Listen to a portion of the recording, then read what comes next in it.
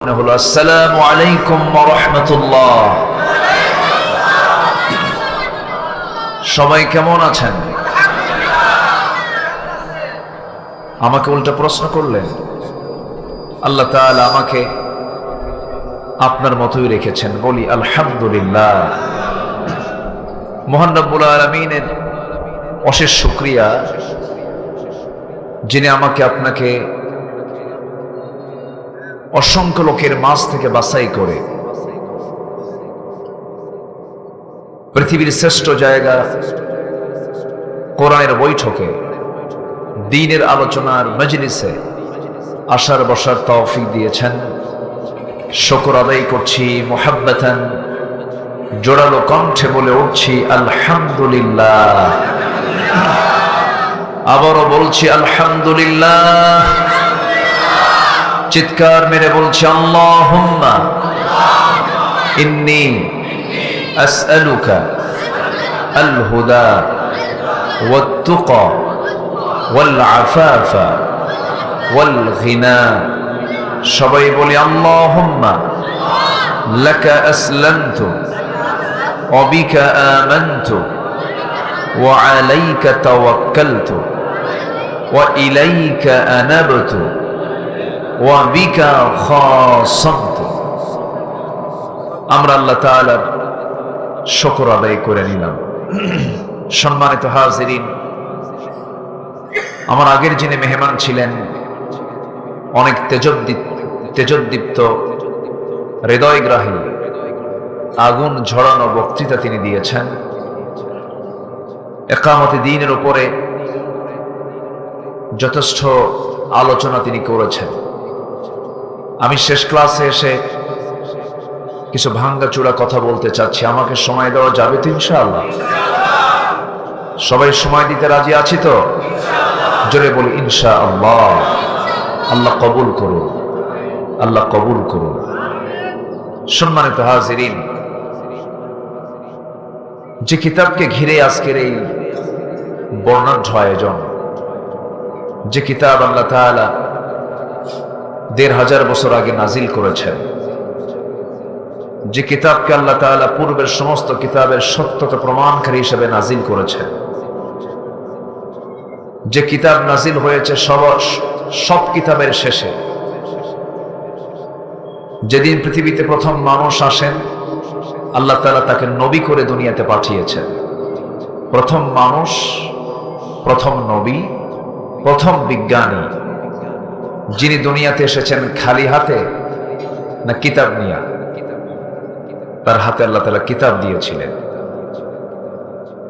সেই ধারাবাহিকতায় সর্বশেষ পয়গম্বর জনাবে মুহাম্মদুর রাসূলুল্লাহ সাল্লাল্লাহু আলাইহি সাল্লামের উপরে আল্লাহ তাআলা শ্রেষ্ঠ একটি কিতাব নাজিল করে দেন। সেই কিতাবের নাম হলো আল কোরআনুল কারীম। পূর্বের যত কিতাব আল্লাহ তাআলা পাঠিয়েছেন, সমস্ত কিতাবের বক্তব্য দুই রকম না এক রকম? আসতে বলে, দুই রকম না এক রকম? এক রকম। সব নবীর এজেন্ডা, সব নবীর দাওয়াতি কার্যক্রম দুই রকম না এক রকম? এক এবং অভিন্ন। সব নবীর দাওয়াতের মূল স্পিরিট, মূল দাওয়াত কিন্তু একটাই। অতএব যত কিতাব আল্লাহ তাআলা পাঠিয়েছেন, সকল কিতাবের মূল সাবজেক্ট ছিল তাওহীদ, রিসালাত, আখিরাত। সব কিতাবের। কিন্তু ধরুন আজ থেকে ২০ বছর আগে যে মোবাইল ছিল, সেই মোবাইল এখন কি সেই মোবাইলগুলো আছে? মডেল কিন্তু চেঞ্জ হয়ে গেছে, কিন্তু মোবাইলের যে কাজ ২০ বছর আগে আর এখনকার যে কাজ দুই রকম না এক রকম? কথা তার আদান প্রদান করা, হয়তো সে সময় ভিডিও কল হতো না, এখন একটু ভিডিও কলটা হয়, কিন্তু মূল লক্ষ্য হচ্ছে কথার আদান প্রদান করা, যোগাযোগ ঠিক রাখা, সরাসরি কমিউনিকেশন থাকা। ঠিক তেমনই সকল কিতাবের মূল বক্তব্য একটাই ছিল, সকল নবীদের কাজ একটাই ছিল। সেই একটা কাজ কি? আল্লাহ রাব্বুল আলামিন বলেন, وَلَقَدْ بَعَثْنَا فِي كُلِّ أُمَّةٍ رَسُولًا أَنِ اعْبُدُوا اللَّهَ وَاجْتَنِبُوا الطَّاغُوتَ। আল্লাহ রাব্বুল আলামিন সকল পয়গম্বরকে দুনিয়াতে পাঠিয়েছেন, তাদের সবার বক্তব্য একটাই ছিল। তাদের বক্তব্য ছিল হলো, তোমরা একমাত্র কেবলমাত্র শুধুমাত্র আল্লাহর গোলামি করবে আর তাগুতকে তোমরা পরিহার করে চলবে। ইবাদতের বিকল্প হলো তাগুত। এই তাগুতের গডফাদার ছিল ফেরাউন, এই তাগুতের গডফাদার ছিল নমরুদ, এই তাগুতের গডফাদার ছিল আবু জেহেলরা। এই তাগুতের বিরুদ্ধে নবীদের আন্দোলন ছিল। মুসা আলাইহিস সালাতু ওয়াস সালামকে বলা হলো, ইযহাব ইলা ফিরআউন ইন্নাহু তাগা। মুসা, যাও ফেরাউনকে কালিমার দাওয়াত দাও, কারণ সে সীমা লঙ্ঘন করেছে, সে তাগুতের নীতি অবলম্বন করেছে, তাকে গিয়ে তুমি কালিমার দাওয়াত দাও। তাহলে এই হক বাতিলের দ্বন্দ্ব পৃথিবীর শুরু থেকে আজ পর্যন্ত আছে না নাই? আসতে বলবেন না, আছে না নাই? হক হচ্ছে ইসলাম। হক কি বলেন তো? ইসলাম। বাতিল কোনটা বলেন? ইসলামের বিকল্প যেটা, যারা ইসলাম চায় না, এটাই হলো তাগুত। যে নিজে ইসলামকে মানতে চায় না, অপরকেও মানতে বাধা সৃষ্টি করে, এটা হলো তাগুত। এই তাগুত তো মনে হয় আমার দেশে নাই। আসতে বলবেন না, আছে না নাই? আচ্ছা, সম্মানিত ভাইরা, আমার নবীকে আল্লাহ তাআলা এই ডিউটি দিয়ে পাঠিয়েছেন।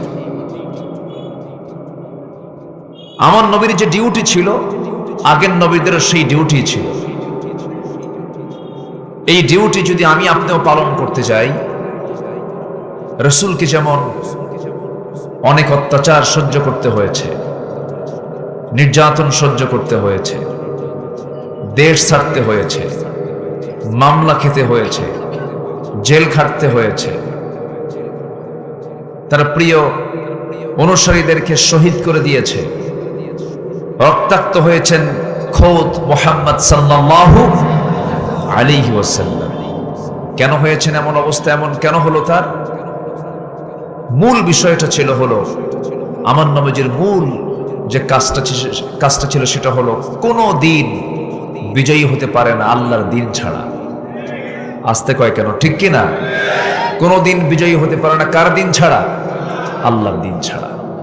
আমি আজকে খুব বেশি যে লম্বা সময় নেব তা না, আমি নাতি দীর্ঘ কথা বলবো ইনশাআল্লাহ। আমি যেখান থেকে তেলাওয়াত করেছি সেই তেলাওয়াতকৃত আয়াতগুলো হচ্ছে সূরাতুল আহজাব থেকে। আমি 45 থেকে 48 পর্যন্ত কয়েকটা আয়াতে কারীম আমি তেলাওয়াত করেছি। আল্লাহ রাব্বুল আলামিন সরাসরি আমার রাসূলকে লক্ষ্য করে কিছু কথা বলে দিচ্ছেন এবং তার পরিচয়টা দিচ্ছেন, তার দায়িত্ব কি বুঝায়া দিচ্ছেন। আসুন, আল্লাহ তাআলা আমার রাসূলকে কি দায়িত্ব দিয়ে দুনিয়াতে পাঠিয়েছেন, এই দায়িত্ব নিয়ে আমি কিছু কথা বলবো এবং সাথে নবীর প্রতি উম্মতের কি কি শিষ্টাচার থাকা উচিত এই বিষয়ে আমি কিছু কথা বলবো। রাসূলের যে দায়িত্ব কর্তব্য কোরআনের দৃষ্টিতে মোটামুটি 9টা, আর নবীর প্রতি উম্মতের যে শিষ্টাচার কোরআনের আলোকে আমি 5টা পয়েন্টের উপরে আমি কথা বলার চেষ্টা করব। 9 আর 5 এই 14টি পয়েন্টের উপরে আমি কথা বলতে চাচ্ছি। কষ্ট হবে না তো? জোরে বলি ইনশাআল্লাহ, জোরে বলি ইনশাআল্লাহ। তবে এই পৃথিবীতে প্রথম মানুষ যে আল্লাহ তাআলা পাঠিয়েছেন তিনি কি সাধারণ মানুষ না আল্লাহর নবী? বলেন, সাধারণ মানুষ না আল্লাহর নবী? আল্লাহর নবী আর সাধারণ মানুষের মধ্যে তফাৎ আছে না নাই? আছে। তাহলে প্রথম মানুষ যদি আল্লাহর নবী হয়, আমরা কার সন্তান? আবার কয় আদমের। আদম তো ঠিকই আছে। তাহলে প্রথম মানুষটা যদি নবী হন, আমরা তাহলে কার সন্তান বলেন তো? নবীর সন্তান। তাহলে আমাদের দাম নাই? আসতে কয় আমাদের দাম আছে না নাই? আচ্ছা, অনেকদিন আগে এক মাহফিল আমি গেলাম, এক মুরব্বী, তার সঙ্গে আমার সরাসরি সাক্ষাৎ হলো। আমি সালাম দিলাম, সালামের জবাবটা আমার মন মতো হলো না। অনেকে দেখবেন সালাম দিলে উত্তর খুঁজে পাওয়া যায় না, আছে না নাই? শুধু মাথা নড়ায়, হাসেও না, কান্দেও না। তো আমি সালাম দিলে পরে যখন আমি তেমন সন্তোষজনক জবাব যখন না পেলাম, আমি উইলিংলি আমি তাকে একটু প্রশ্ন করা শুরু করলাম। না, এতেও কোনো সারা শব্দ না, আমি চুপ করে থাকলাম। এক পর্যায়ে আমি একটু বলেই ফেললাম, মুরব্বী আপনাদের কথা বলতেছেন না তো, আপনার পরিচয় একটু মেহরবানি করে বলবেন কি? উনি রেগে গিয়ে খেপে গিয়ে বলতেছে, আমি অমক পীরজাদা। তো আমি শুনলাম, ভালো, আমি পীরকে গালমন্দ করি না কখনো, আবার ভুল বুঝবেন না। উল্টে এখন উনি আমাকে প্রশ্ন করছেন, আপনি কে, আপনার পরিচয়? আমি বললাম, আমি হলাম নবীজাদা। উনি আমার দিকে বড় চোখে তাকায় আছে। কি বললেন এটা আপনাকে? হ্যাঁ, আপনি যদি পীরের ছেলে, যদি আপনি পীরজাদা পরিচয় দিতে পারেন, আমি তো নবীজাদা, আমার বাপ নবী, আদম নবী, আমি তার সন্তান, আমি হলাম নবীজাদা। আমি কি ভুল কিছু কইছি? ভুল কিছু বলছি আমি? কিন্তু লাভটা কি? লাভ তো নাই। নবীর ছেলে হয়েও লাভ নাই, নবীর বাবা হয়েও লাভ নাই, কুরাইশ বংশে জন্ম নিয়েও লাভ নাই, বংশগত কৌলিন্য দেখিয়ে কোনো লাভ হবে না। কারণ মহান রব্বুল আলামিন সুন্দর করে বলছেন, ইন্না খালাকনাকুম মিন যাকারিন ওয়া উনসা ওয়া জাআলনাকুম শুউবান ওয়া ক্বাবাইলা লিতাআরাফু ইন্না আকরামাকুম ইনদাল্লাহি আতকাকুম। আমি তোমাদেরকে এক নর এবং নারী থেকে সৃজন করেছি, সৃষ্টি করেছি। ওয়াজআলনাকুম শুউবান ওয়া ক্বাবাইলা লিতাআরাফু, এবং আমি তোমাদেরকে বিভিন্ন গোত্রে গোত্রে ভাগ করে দিয়েছি, শাখা প্রশাখা দিয়েছি, ভাষা বর্ণ ভিন্ন করে দিয়েছি, যেন তোমরা একে অপরকে চিনে নিতে পারো, চিনতে পারো। তবে হ্যাঁ, তোমাদের মধ্যে সেই বান্দা আমার কাছে সবচাইতে বেশি সম্মানিত, দামি, যে বান্দা আমি আল্লাহ আমাকে সবচাইতে বেশি ভয় করে, মোহাব্বত করে। জোরে বলি সুবহানাল্লাহ। তাই যদি না হয়, মুসলিম মিল্লাতের পিতা, জাতির পিতা ইব্রাহিম আলাইহিস সালাতু ওয়াস সালাম, যাকে আল্লাহ রাব্বুল আলামিন খলিল খেতাব দিয়েছেন, খলিলুল্লাহ, এত বড় পয়গম্বরের বাপটাও জান্নাতি না জাহান্নামী? আসতে কয়, জান্নাতি না জাহান্নামী? জাহান্নামী। আল্লাহর পয়গম্বর নূহ আলাইহিস সালাতু ওয়াস সালামের মতো এত বড় একজন পয়গম্বর, তার সন্তান কেনানটা জান্নাতি না জাহান্নামী? জাহান্নামী। তাহলে নবীর বাবা হয়েও লাভ হবে না, নবীর সন্তান হয়েও লাভ হবে না। লূত আলাইহিস সালাতু ওয়াস সালামের স্ত্রী ছিল একজন কাফেরা, একজন পয়গম্বরের স্ত্রী হওয়ার পরও তার কোনো কল্যাণ হবে না, আল্লাহর কাছে তার কোনো গ্রহণযোগ্যতা থাকবে না। আমার নবীর আপন চাচা আবু লাহাব, আমার নবীর আপন চাচা আবু তালেব, আমার নবীর বংশ হলো কুরাইশ বংশ। আবু জেহেলের বংশটা কি বলেন? বলেন কি বংশ? কুরাইশ বংশ। বংশ দিয়েও লাভ নাই। মির্জা হয়ে, সৈয়দ হয়ে, মুঘল পাঠান হয়ে, চৌধুরী হয়ে, সরকার হয়ে আমি আপনি নাজাত পাবো না। নাজাত যদি পেতে হয়, আল্লাহর সামনে যদি আমি আপনি যদি নিষ্কৃতি যদি পেতে চাই, মুক্তি যদি পেতে চাই, একমাত্র উপায় হলো, আমার আপনার ভিতরে সবচেয়ে বড় সম্পদ হলো ঈমানটা 16 আনা থাকতে হবে। কি থাকতে হবে? ঈমান। আমার বন্ধুগণ, সেই ঈমানকে মজবুত করার জন্য আল্লাহ রাব্বুল আলামিন যুগে যুগে গাইড করে পাঠিয়েছেন, পয়গম্বর যুগে যুগে পাঠিয়ে দিয়েছেন। লিকুল্লি কওমিন হাদ, প্রত্যেকটা কওমের জন্য আল্লাহ রাব্বুল আলামিন পথ প্রদর্শক পাঠিয়েছেন।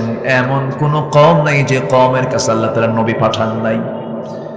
তবে সব নবীগুলো ছিলেন কওমের নবী, আঞ্চলিক নবী, কিন্তু আমার নবীকে আল্লাহ তাআলা বানিয়েছেন আঞ্চলিক নবী না, বিশ্ব নবী। আমার আল্লাহ তাআলা তার নিজের পরিচয়টা দিয়েছেন।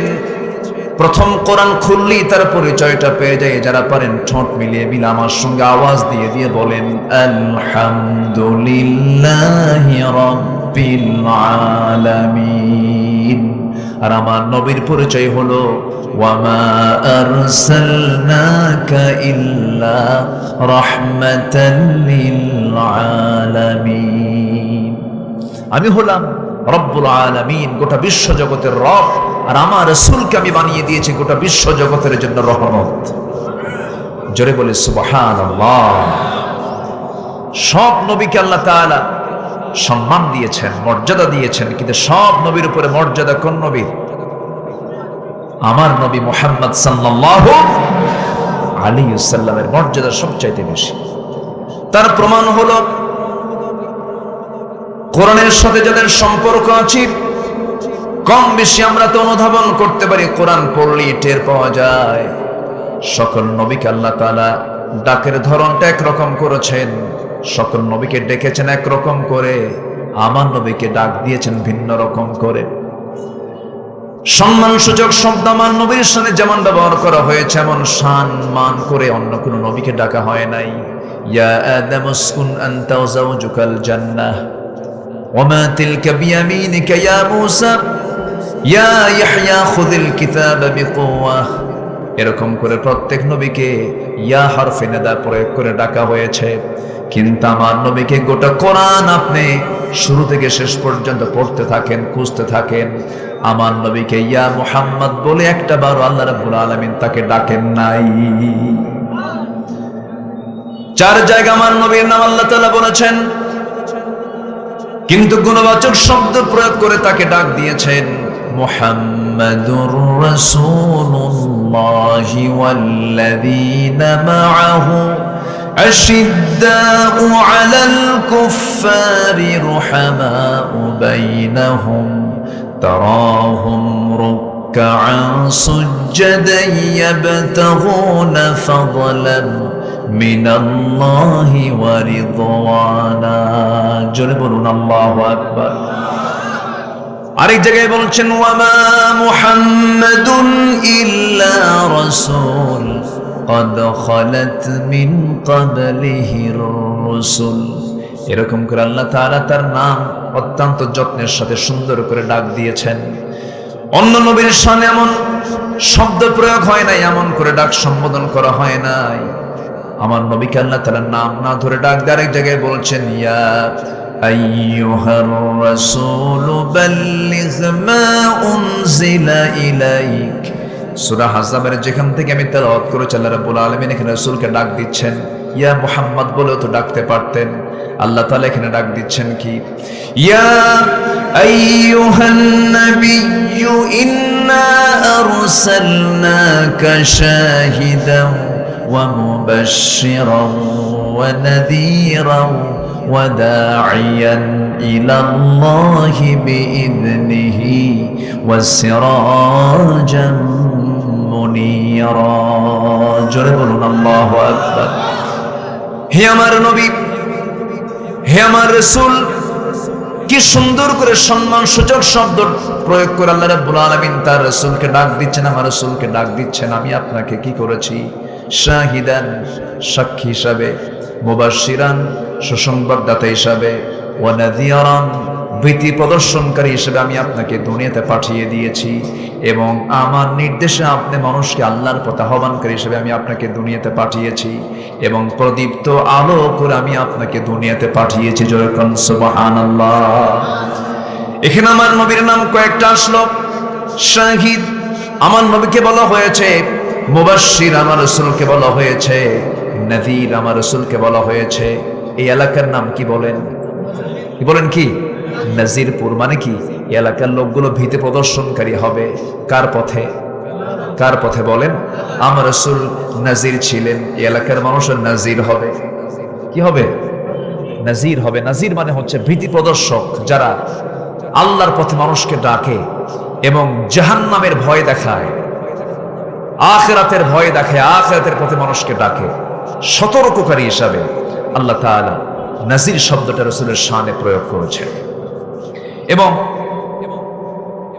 আল্লাহ তাআলা তাকে বলছেন আপনি হচ্ছেন একজন দাঈ, মানুষকে দাওয়াত দানকারী, আহ্বানকারী।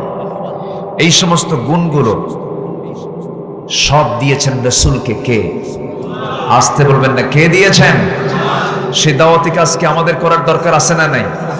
আজকের মাহফিল কি সেই দাওয়াতি কাজের কি একটা অংশ নয়? অংশ। এটা একটা দাওয়াতি কাজ, কিন্তু এই দাওয়াতি কাজগুলো অনেকের গায়ে জ্বালা পোড়া করে, অনেকে সহ্য করতে পারে না। অনেকে বলে কি জানেন, মাহফিল করে লাভটা কি? যাত্রা দিয়া লাভ কি? আকাম কুকাম করে লাভ কি? বৈশাখের প্রথম দিন পহেলা বৈশাখে পান্তা খায়া লাভ কি? এগুলোতে কেউ কথা বলে না। সারা বছর পোলাও, কোরমা, বিরিয়ানি, জর্দা খাও, আর পহেলা বৈশাখে পান্তা খাও। সারা বছর গরিব মানুষ অভাবে পান্তা খায়, তুমি সে অভাবী লোকের সঙ্গে তামাশা করো, তাই না? ঠিক কিনা? এগুলো তামাশা। সম্মানিত ভাইয়েরা, আমার দেশে কিছু বিতর্কিত দিবস ইদানিং পালন হচ্ছে, যেরকম পহেলা বৈশাখ, 31st নাইট, এরপরে হলো 14ই ফেব্রুয়ারি। এই সমস্ত দিবসের সাথে মুসলমানদের কোনো সম্পর্ক থাকতে পারে? আসতে বলবে না, থাকতে পারে। আমরা যদি এগুলো নিয়ে কথা বলি তখন কি বলে জানেন? উগ্রবাদী, রক্ষণশীল, মৌলবাদী, জঙ্গিবাদী, বিভিন্ন গাল তারা রেডি করে রেখে দিয়েছে। এগুলো তাদের মুখস্থ কিছু গত, মুখস্থ কিছু অভিযোগ তাদের। ওরা নিজেও বোঝে না যে এগুলো গালি কি। সম্মানিত ভাইয়েরা, ইসলামকে মানতে হবে না জেনে না জেনে। ইসলাম মানবো আমরা না জেনে না জেনে শুনে? জেনে শুনে মানব। খ্রিস্টানের ছেলে খ্রিস্টান হতে পারে, বৌদ্ধের ছেলে বৌদ্ধ হতে পারে,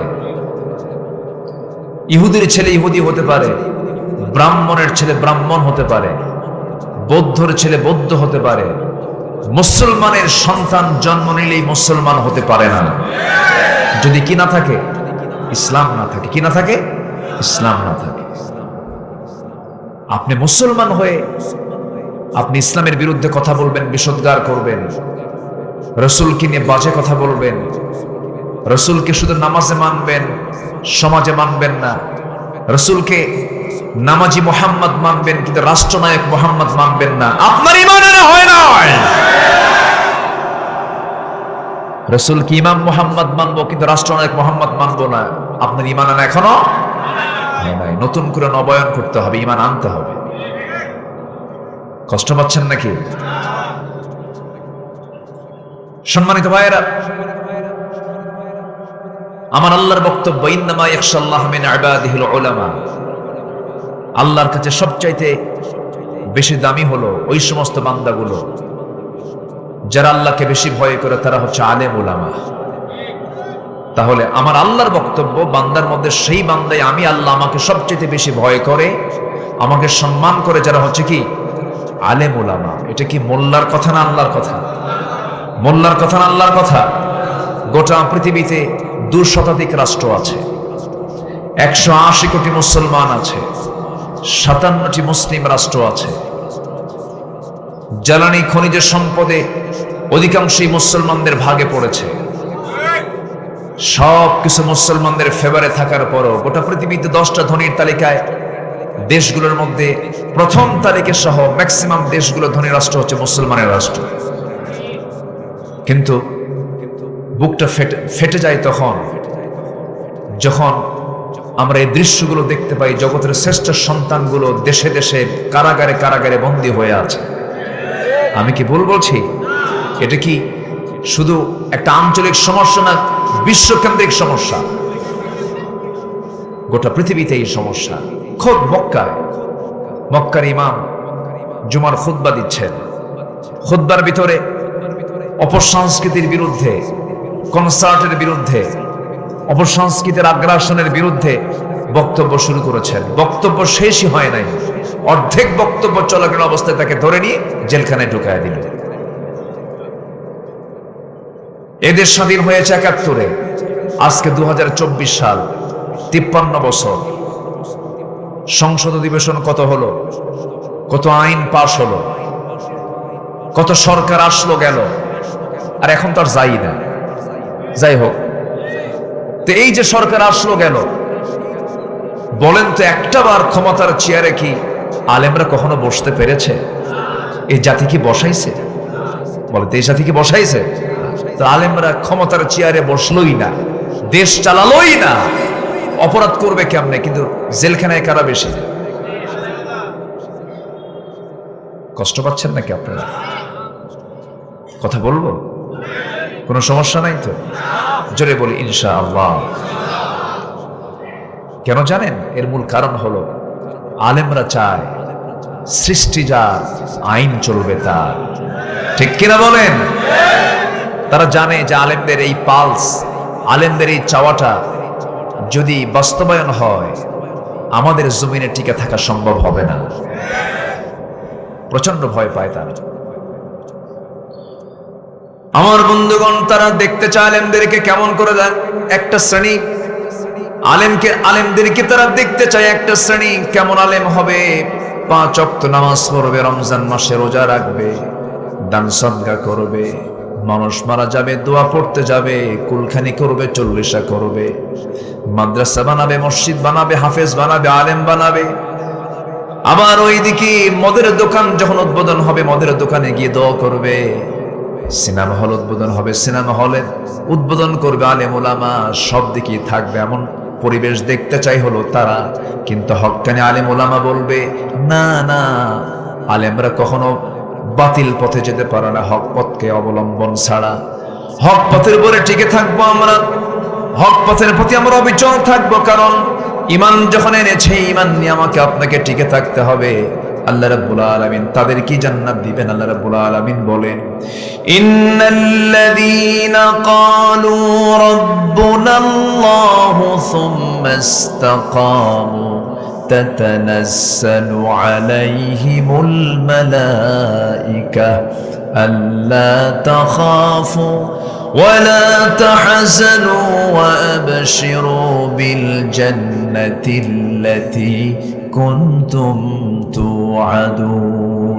জোরে বলুন আল্লাহু আকবার।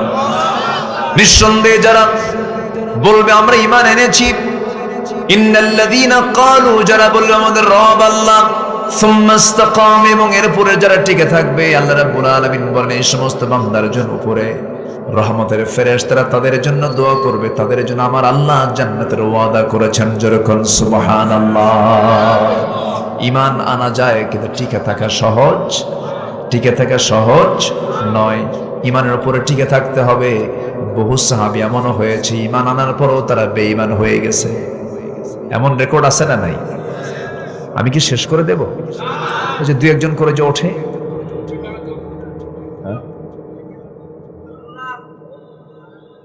কি করব আমি বলেন তো? কষ্ট পাচ্ছেন নাকি আপনারা? কষ্ট পেলে দোয়া করে দেব। বসেন, মন চাইলো উঠলাম, মন চাইলো বসলাম, এটা মাহফিলের বৈশিষ্ট্য নয়। মাহফিল শুরু হয়ে গেছে মানে কি ইবাদত শুরু হয়ে গেছে, আলহামদুলিল্লাহ বলেন।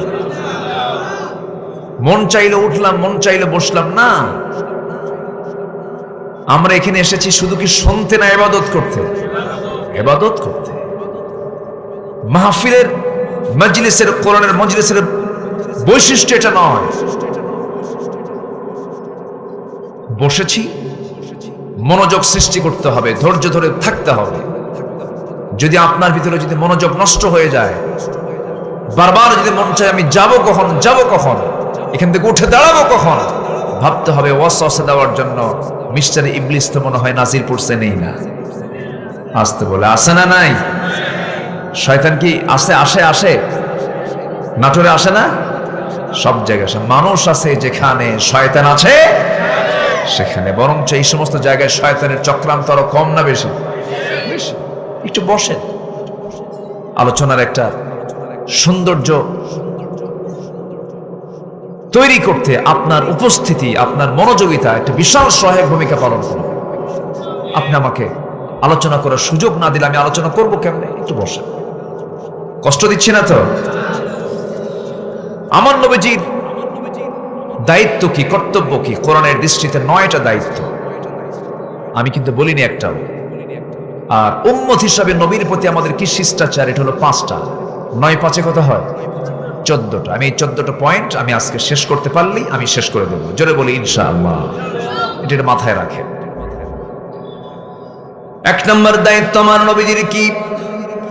আল্লাহ রাব্বুল আলামিন সুন্দর করে বলছেন, মা আলার রাসূলি ইল্লাল বালাগ ওয়াল্লাহু ইয়ালামু মা তুবদুনা ওয়া মা কুনতুম ওয়া মা তাকতুমুন। জোরে বলুন আল্লাহু আকবার। 1 নম্বর দায়িত্ব হলো মানুষের কাছে আল্লাহর দ্বীনের দাওয়াতটা পৌঁছে দেওয়া। আল্লাহ রাব্বুল আলামিন রাসূলকে 1 নম্বর দায়িত্বটা দিয়েছেন, দাওয়াতের কাজ করা। সেই দাওয়াতের কাজ করার আমাদের দরকার আছে না নাই বলেন? দাওয়াতের কাজ করতে গেলে অবশ্যই আমার আপনার মধ্যে ধৈর্য কম থাকা দরকার না বেশি থাকা দরকার? দাওয়াত দেব হায়া নিয়ে না বেহায়া নিয়ে? দাওয়াত দেব হায়া নিয়ে না বেহায়া হয়ে? বলেন বলেন। হ্যাঁ, বেহায়া হয়ে। এই তো রাইট উত্তর দিয়েছেন। হায়া নিয়ে দাওয়াতি কাজ করতে পারবেন না। বলবেন ভাই নামাজ পড়ো, কে এত কও কেন? আমি তোরে খারাপ কিছু কইছি নাকি? এটা কি দাওয়াত দিলে কাম হবে?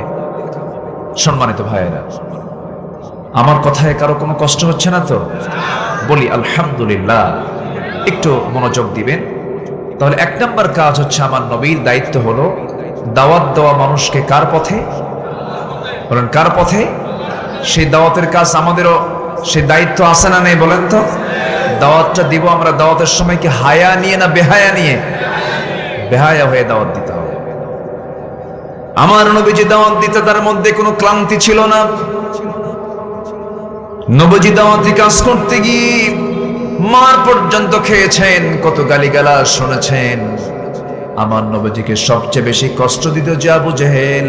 সে আবু জেহেলকে আমার রাসূল দাওয়াত সবচেয়ে কম দিয়েছেন না বেশি দিয়েছেন? এমন কোন টাইম নাই রাসূল তাকে দাওয়াত দেন নাই। দিনের আলোতে দিয়েছেন, রাতের আধারে দিয়েছেন, তার মধ্যে কোনো ক্লান্তি কাজ করতো না। দাওয়াতি কাজ এটা হচ্ছে ইমানদারের জীবনের 1 নম্বর কাজ। এই দাওয়াতি কাজ আল্লাহ রাব্বুল আলামিন আরেক জায়গায় বলছেন, وَمَنْ أَحْسَنُ قَوْلًا مِّمَّنْ دَعَا إِلَى اللَّهِ وَعَمِلَ صَالِحًا وَقَالَ إِنَّنِي مِنَ الْمُسْلِمِينَ। তার চাইতে উত্তম কথা কার হতে পারে? তার চাইতে উত্তম বচন আর কার হতে পারে? যে মানুষকে আল্লাহর দিকে ডাকে এবং নিজে ভালো কাজ করে এবং বুক উঁচু করে বলে আমি একজন মুসলমান। আমি একজন কি? মুসলমান। আমার দেশে আমার দেশের নাগরিক আছে মুসলমান পরিচয় দিতে লজ্জা পায়, কয় আমি একজন বাঙালি। আছে না নাই? মুসলমান পরিচয় দিতে লজ্জা পায়। অথচ আদম থেকে নিয়ে শুরু করি রাসূল পর্যন্ত সমস্ত পয়গম্বরদের পরিচয় ছিল, তারা সবাই কি ছিলেন বলেন? বলেন বলেন কি ছিলেন? মুসলমান ছিলেন। প্রত্যেকটা পয়গম্বরের পরিচয় হলো মুসলমান। আমরাও কি বলেন? মুসলমান। আমার পরিচয় দিব বুক উঁচু করে, আমরা কি বলেন? মুসলমান। মুসলমান ছাড়া বান্দা কখনো জান্নাত পেতে পারে? জান্নাত পেতে পারে না। 1 নম্বর হলো দাওয়াতি কাজ করা। এই দাওয়াতি কাজ আপনি যখন করতে যাবেন সেই সময় আপনি অনেক কিছুর মুখোমুখি হবেন, অনেক বাতিলদের দ্বারা আপনি আক্রান্ত হবেন। আপনি বাতিলদের মুখোমুখি হয়ে যাবেন। যেমন কেন আমার নবীর জীবনে কত ঝড় ঝাপটা এসেছে। আমার নবীজি দাওয়াত দিতে গিয়ে ফুল পেয়েছেন না পাথর পেয়েছেন? ফুল পেয়েছেন না পাথর পেয়েছেন? আমার নবীজি দাওয়াতি কাজ করতে গিয়ে তিনি মিষ্টি পেয়েছেন না, গালিগালাজ শুনেছেন, গালিগালাজ শুনেছেন। আমার নবীজি দাওয়াতি কাজ করতে গিয়ে ধিক্কার শুনেছেন। আমার নবীজি দাওয়াতি কাজ করতে গিয়ে মামলা খেয়েছেন। দাওয়াতি কাজ করতে গিয়ে রাসূলকে নিয়ে বাজে কথা বলা হয়েছে। আমার নবীজির উপরে কত গালির বৃষ্টি বর্ষণ হয়েছে। নবীজিকে গালি দেয়, আমার নবীজিকে আল্লাহ সান্ত্বনা দেন। আমাদেরকে যে যা বলে বলুক, আমাদের সান্ত্বনাকে আসতে বলবেন না কে? আমার ওই আয়াতটা খুব আমাকে আশার সঞ্চার করে দেয়। মহান রব্বুল আলামিন বলেন, قل يا عبادي الذين أسرفوا لا تقنطوا من رحمة الله إن الله يغفر الذنوب جميعا ولا تهنوا ولا تحزنوا وأنتم الأعلون إن كنتم মুমিনিন। হতাশ হবে না, নিরাশ হবে না। তুমি যদি সত্যিকারের যদি ইমানদার হতে পারো, মুমিন হতে পারো, তুমি বিজয়ী হয়ে যাবে। নূহ আলাইহিস সালাতু ওয়াস সালাম দাওয়াত দিয়েছেন শুধু দিনের বেলা নয়, ইন্নী দাআউতু কওমি লাইলান ওয়া নাহারা। ও আল্লাহ, আমি নূহ দিনে দাওয়াত দিয়েছি, রাতে দাওয়াত দিয়েছি। 1 বছর 2 বছর নয়, সবচেয়ে বেশি টাইম নিয়ে দাওয়াতি কাজ করেছেন পৃথিবীতে একজন নবী। সেই নবীর নাম কি বলেন? নূহ আলাইহিস সালাতু ওয়াস সালাম 900 বছর দাওয়াত দিয়েছেন। কয়শো বছর বলেন? 900 বছর দাওয়াত দিয়েছেন, দিনে দিয়েছেন। দাআউতু কওমি লাইলান ওয়া নাহারা। ঘরে ঘরে দরজায় দরজায় গিয়ে কালিমার দাওয়াত দিয়েছেন, কিন্তু ফলাফল হলো কি? 900 বছরে কালিমা গ্রহণ করেছে মাত্র 80 থেকে 90 জন মানুষ। কিন্তু তার দাওয়াত কি বিফল ছিল না সফল ছিল? সফল ছিল। আপনি বিজয়ী হন অথবা হেরে যান, আপনার দাওয়াতি কাজ কখনো আল্লাহর কাছে ব্যর্থ হবে না। এই দাওয়াতি কাজের ফলাফল আল্লাহ আপনাকে উত্তম জান্নাত দিয়ে আপনাকে ধন্য করবেন। জোরে বলি সুবহানাল্লাহ। আমার বন্ধুগণ, নবীজির প্রথম কাজটাই ছিল দাওয়াতি কাজ করা। মক্কার দ্বারে দ্বারে ঘরে ঘরে গিয়ে কালিমার দাওয়াত দিলেন। তবে সবার আগে দাওয়াত দিয়েছেন তিনি বাইরে না ভিতরে। আসতে কয়, বাহিরে না ভিতরে দিয়েছেন। আগে ইনডোরে দিয়েছেন, ভিতরে আগে দিয়েছেন। কারণ কু আনফুসাকুম ওয়া আহলিকুম নারা, নিজে বাঁচো, তোমার পরিবারকে জাহান্নাম থেকে বাঁচাও। অনেকে দেখবেন বাইরে সালাম দেয়, বাড়িতে সালাম দেয় না। কিন্তু আগে সালাম দেওয়া দরকার কোথায়? বলেন কোথায় সালাম দেওয়া দরকার? বউকে যে সালাম দেওয়া লাগে অনেকে জানি না। খুঁজে এটা কথা কর নাকি? বউরে সালাম মানুষ দেয়, আছে না নাই বলেন তো? বুঝি না। অনেকে মনে করে সালাম শুধু শিক্ষকদের জন্য, সালাম শুধু বাহিরের লোকের জন্য। বড় মানুষকে সম্মান জানিয়ে সালাম দিতে হয়। ভুল কথা, ভুল চিন্তা। এটা নমস্কারের ক্ষেত্রে হতে পারে, এটা গুড মর্নিং এর ক্ষেত্রে হতে পারে, গুড ইভিনিং এর ক্ষেত্রে হতে পারে, গুড আফটারনুনের ক্ষেত্রে হতে পারে। কিন্তু সালামটা এমন একটা অভিবাদন, সালাম এমন একটি দোয়া। সালাম নামটা কার? আসতে বলুন না, সালাম নামটা কার? আবার সালাম মানে হলো রহমত, শান্তি বর্ষিত হোক। অর্থাৎ আল্লাহর পক্ষ থেকে ওই বান্দা কামনা করছে, আল্লাহর পক্ষ থেকে ওই বান্দা বলছে, ও বান্দা তোমার প্রতি আল্লাহর রহমত নাজিল হোক, শান্তি বর্ষিত হোক। অতএব এই শান্তি বর্ষণ করা আগে দরকার, বাইরে না ভিতরে। আসতে কার? বাইরে না ভিতরে? তাহলে সবাই কি বউকে সালাম দিবেন? যারা বিয়ে করেন না তারা কি করবেন? সবাই তো ইনশাল্লাহ কইলেন গার্লফ্রেন্ডকে দিবে। দেন সেদিন একজন প্রশ্ন করতেছে, হুজুর শেষ রাতে যদি গার্লফ্রেন্ড আমাকে ফজরের সময় ডাকায় দেয়, এতে কি গুনাহ হবে? দেখছেন প্রশ্নের সাইজ, মানে ডাক দেওয়ার কোনো লোক খুঁজে পায় নাই। আচ্ছা, বছর খানেক আগে আমি ফোন নিয়ে বসে আছি গাড়িতে, এক যুবক ফোন দিয়ে বলতেছে, হুজুর একটা প্রশ্ন আপনাকে। কি? 2 বছর যাবত একটা মেয়ে আমাকে খুব ভালোবাসে, আমিও তাকে খুব ভালোবাসি, ভালোবাসার আদান প্রদান হয়েছে আমাদের, খুব মহব্বত। কিন্তু হুজুর হঠাৎ করে মাস 2 আগে সে আমাকে ফাঁকি দিয়ে চলে গেছে, এতে কি তার গুনাহ হবে না হুজুর? কথা কি বুঝতেছেন আপনারা? তাহলে সালাম কি খারাপ জায়গায় দেব না ভালো জায়গায় দেব? সালাম আগে দিতে হবে বাইরে না ভিতরে? ভিতরে। অন্যের বউ না নিজের বউ? হ্যাঁ, নিজের বউকে আগে সালাম দিবেন, অন্যের বউকে না। অন্যের বউকে দিলে ফিতনা। যেখানে ফিতনা আছে সেখানে সালাম দেওয়া যাবে না। আমার নবীজি নিজের পরিবারকে আগে সালাম দিয়ে ধন্য করতেন। আম্মা জান আয়েশা বলেন, আমি নবীর স্ত্রী ছিলাম, দীর্ঘদিনের ছোট ছিলাম, কিন্তু নবীজি আমাকে কখন আগে সালাম দিতেন আমি আয়েশা টের পেতাম না। ঘরের মধ্যে সালাম দিয়ে ঢুকবো আমরা, আল্লাহর কসম করে বলি, যে পরিবারে সালামের প্রচলন বেশি সেই পরিবারে কোনোদিন গন্ডগোল লাগবে না, স্বামী স্ত্রী দ্বন্দ্ব লাগবে না।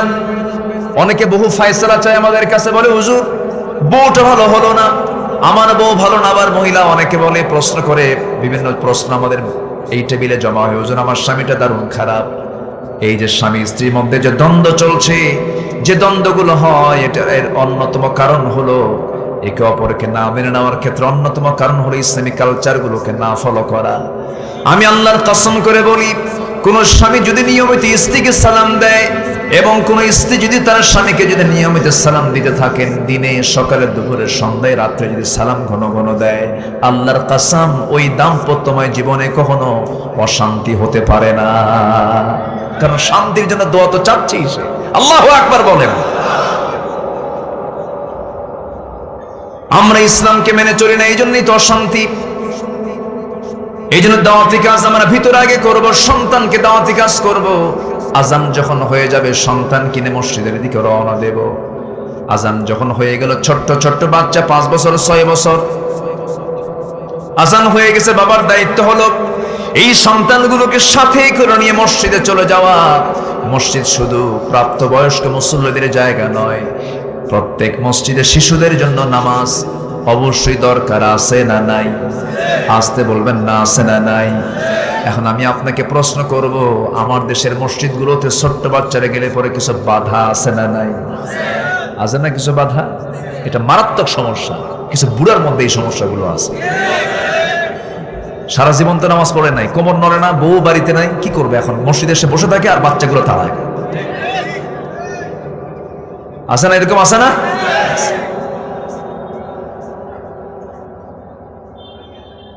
আবার মসজিদের মধ্যে ঢুকে শুধু ময়লা খোঁজে, মানে খাদেমরে কেমনে গালিগালাজ পান, এই বুড়াগুলো কিছু আছে। আবার বুড়ো চাচা রাগ করেন না, আপনি ঠিক আছে। দেখবেন মসজিদের মধ্যে ঢুকে এই বুড়া চাচাগুলো সারা জীবন তো ছিল না মসজিদে, বুঝেন নাই, ঘষে ঘষে ময়লা বের করে বলে, এই খাদেম সব এই যে ময়লা সাফ করতে পারেন না। খাদেমের শুধু দায়িত্ব না, আপনারও দায়িত্ব মসজিদ সাফ করা। কি ঠিক কিনা? দেখছেন ময়লা, আপনি সাফ করবেন। আপনি খাদেমকে কর্মচারী মনে করেন কেন? আপনি ইমামকে শুধু বেতনভুক্ত একজন চাকরিজীবী মনে করেন কেন? ইমাম, মুয়াজ্জিন, খাদেম এগুলো কোনো অন্য চাকরির মতো চাকরি নয়, এগুলো খেদমাত, এগুলো খেদমাত। আল্লাহু আকবার বলেন।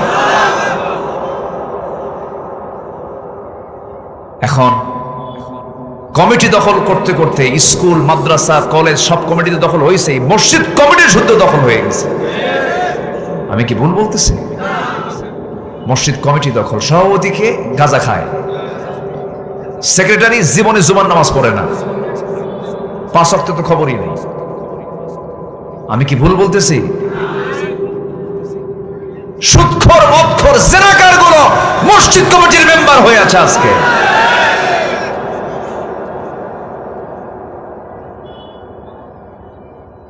মসজিদের ইট থেকে শুরু করে সিমেন্ট রড গুলো, অবৈধ টাকাগুলো মসজিদের মধ্যে ঢুকানো হচ্ছে। মসজিদের কোনো বাধা নাই, মসজিদ নাপাক হবে না। যে অবৈধ টাকা দিচ্ছে তার জন্য গুনাহ হবে, ঠিক কিনা বলেন? ঠিক আছে না? ওই মসজিদ পাকা হওয়ার দরকার ছিল না, যে মসজিদে ঘুষের টাকা দিয়ে মসজিদ তৈরি হচ্ছে। কি ঠিক কিনা বলেন? মসজিদ পাকা হওয়া দরকার না ইমান পাকা হওয়া দরকার? কি পাকা হওয়া দরকার? ইমান পাকা হওয়া দরকার। আবার যদি দান করছে 1 লাখ, যদি না কয় জোর সরে, ভাই দানই করবো না কেন, একটু তাকবীরও দিলেন না। আছে না নাই? হজ করে আসছে 6.5 লক্ষ টাকা খরচ কইরা, হাজী সাহেব কয় না মন খারাপ, কত টাকা খরচ করে হজ করে আসছেন, হাজী গাও না কেন, হাজী গাও ধমক দিয়ে বলে। সব হতে হবে কার জন্য? আসতে বলে সব হতে হবে কার জন্য? আল্লাহর জন্য। মসজিদ কমিটির টোটাল বেনামাজি অধিকাংশ, 4.5 লক্ষ মসজিদে আমার মনে হয় তো নাই কোনো মসজিদ বাদ পড়বে না, আমার মনে হয় ম্যাক্সিমাম জায়গা দখল করেছে ওরা। খতিব কি খুতবা দেবে? খুতবা দিতে নিয়ে হঠাৎ করে একদিন মুখ ফসকে বের হয়ে গেছে, লা তাকুলুর রিবা দাআফা মুদাআফা, চক্রাকারে সুদ খায়ও না। ওইদিকে সভাপতি সুদ খায়। তো এই আয়াত বলাও সারা হঠাৎ করে তার আই কন্টাক্ট হয়ে গেছে, মানে চোখে চোখ পড়ে গেছে সভাপতির সাথে ইমাম সাহেবের। চোখাচোখি যখন হয়ে গেছে, সভাপতি তো মাইন্ডে নিয়ে ফেলছে সে আমাকে দেখি মনে হয় এই ওয়াজটা করবে। নামাজ শেষের পরে কাছে এসে বলে, হুজুর ওয়াজ করলেন ভালো কথা, সুদের বিরুদ্ধে কোরআন শরীফে আসছে ভালো কথা, তো আমার দিকে তাকায় ওয়াজ করলেন কেন? কথা বোঝেন নাই? চাকরি শেষ। এই বাংলাদেশের সবচেয়ে দুর্বল চাকরি কি বলেন তো? বলেন তো দুর্বল চাকরি কোনটা? ইমামতি। অথচ সবচেয়ে মজবুত চাকরি কোনটা? ইমামতি। আমরা পাওয়ারফুল ইমাম দেখতে চাই। কি ইমাম দেখতে চাই বলেন? কি ইমাম দেখতে চাই? আজকের সমাজ ইমামগুলো পাওয়ারলেস না পাওয়ারফুল? পাওয়ারলেস। পাওয়ারফুল ইমাম তখন হবে যখন বাইতুল মুকাররমের খুতবা দেবে দেশের প্রেসিডেন্ট। তাহলে আমরা কি প্রেসিডেন্ট ইমামের পিছনে কি নামাজ পড়তে চাই? প্রেসিডেন্ট তাকে মানায় যে ইমামতির যোগ্যতা রাখে। আমার নবীজি নেতৃত্ব তৈরি করেছেন মসজিদ থেকে না মসজিদের বাইরে থেকে? ইসলামের নেতৃত্ব আসবে কোথা থেকে বলেন? কোথা থেকে আসবে? মসজিদ থেকে আসবে। যে নেতার সম্পর্ক মসজিদের সাথে নাই, নামাজের সাথে নাই, সেই সমস্ত নেতাদের মুখে আমরা জুতা মারি, থুতু মারি। রাজি আছেন কারা কারা? হাত উঁচু করে দেখান।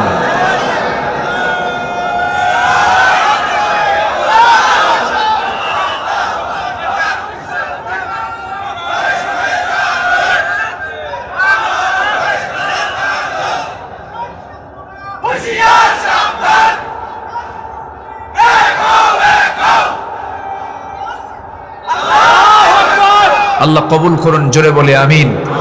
আরো জোরে আমিন। শাসক ছিলেন সাইয়েদনা ওমর ফারুক রাদিয়াল্লাহু তাআলা আনহু। আল্লাহু আকবার। কি শাসক ছিলেন! তিনি শুধু শাসক ছিলেন না ইমামও ছিলেন?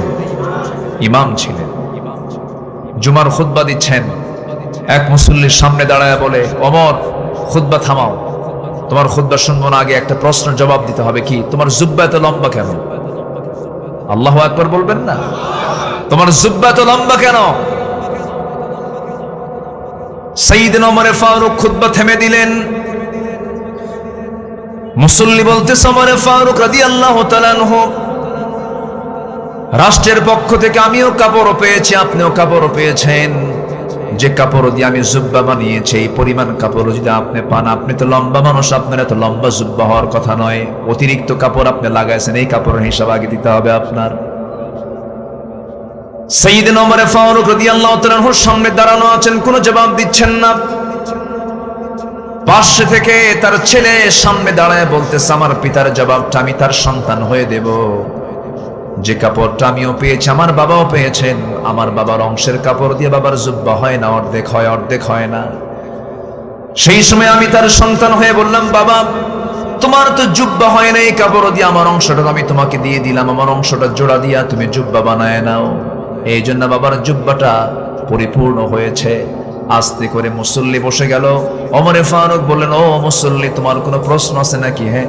এবার না, কোনো প্রশ্ন নাই। হ্যাঁ, প্রশ্ন থাকতো যদি তুমি জুলুম করে, অতিরিক্ত করে তুমি যদি কাপড় নিতা, ক্ষমতার দাপট দেখা, যদি বেশি ক্ষমতার দাপট দেখা, যদি বেশি অংশ কাপড় নিয়ে যদি জুব্বা বানাতে, তখন আমি তোমার বিরুদ্ধে দাঁড়িয়ে যেতাম।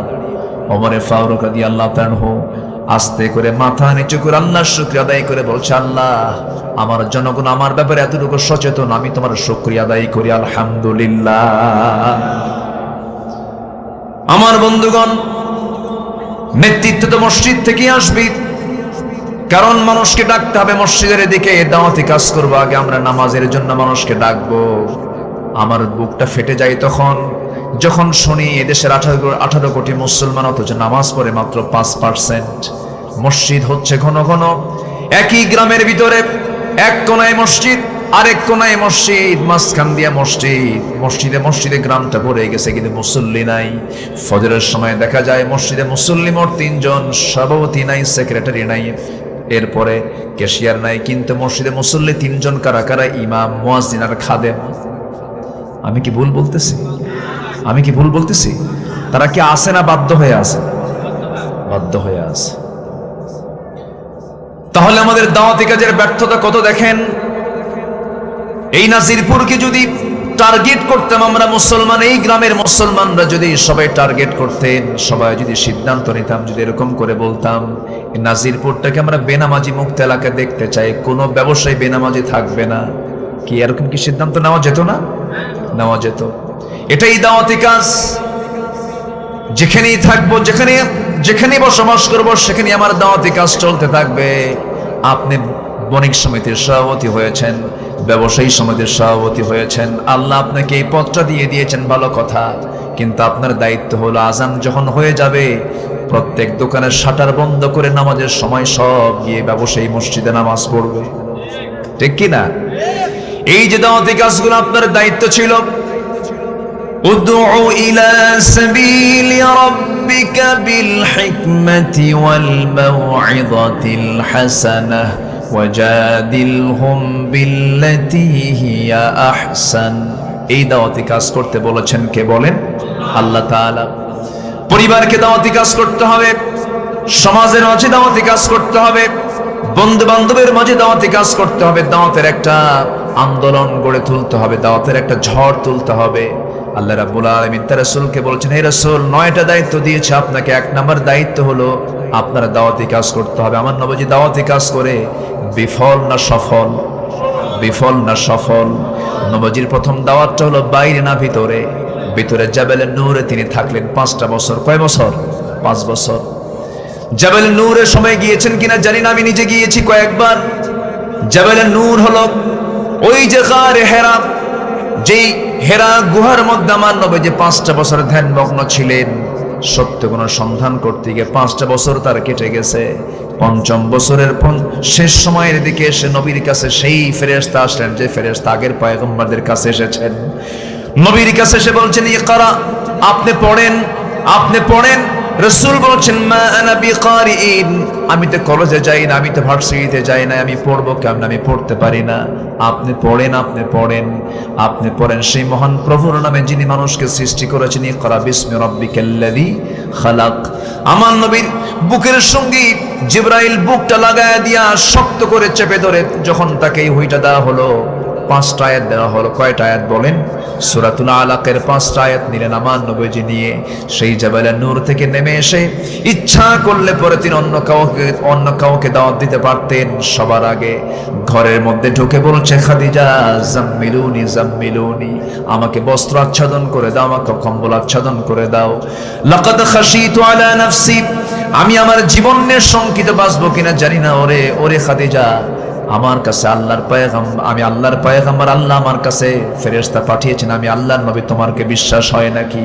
খাদিজা চোখের পানি ফেলতে ফেলতে বলছেন, আমার স্বামী গো, 15টি বছর ধরে দাম্পত্যময় জীবন চালালাম, যার মুখ থেকে অযাচিত কোনো কথা শুনলাম না, অপ্রাসঙ্গিক একটা বাজে বেহুদা কথা শুনতে পেলাম না, যার মুখ থেকে কোনোদিন একটা বারের জন্য একটা মিথ্যা বচন শুনতে পেলাম না। আপনি যে আল্লাহর নবী কোনো সন্দেহ নাই, বুঝতে পেরেছি। আপনি আমাকে পড়ায় দেন, আশহাদু আল্লা ইলাহা ইল্লাল্লাহু ওয়াহদাহু লা শারীকা লাহু ওয়া আশহাদু আন্না মুহাম্মাদান আবদুহু ওয়া রাসূলুহু। রাসূলের দাওয়াতি কাজ আগে প্রথমে বাইরে না ভিতরে? ভিতরে। সন্তান নামাজ পড়ে না আপনার, 4-5টা আপনার সন্তান, সবগুলোকে জড়ো করবেন, বউটাকে সামনে নেবেন, সন্তানগুলোকে এক জায়গায় করে বসবেন, একটা গ্যাদারিং করলেন, বসলেন, বসে বললেন, বাবা শোনো, আমার মেয়েরা শোনো, এইদিকে আসো, আমরা এখানে বসবাস করছি কয় ছাদের নিচে? এক ছাদের নিচে। আমরা যেমন দুনিয়াতে এক ছাদের নিচে এক পরিবারে আমরা বসবাস করছি, একসঙ্গে আমরা এই সময়গুলো কাটাচ্ছি, খাওয়া দাওয়া করছি, ঘুমাচ্ছি, আমাদের জীবন চালাচ্ছি। ও আমার মেয়ে, ও আমার ছেলেগুলো, তোমরা কি চাও না জান্নাতের মধ্যে আমরা এক জান্নাতে থাকতে চাই? তোমরা কি চাও না? কে হ্যাঁ চাই। তুমি যদি নামাজ পড়ো, তুমি যদি দিন মানো, তুমি যদি কোরআন মানো, এক জান্নাতে আমরা থাকবো।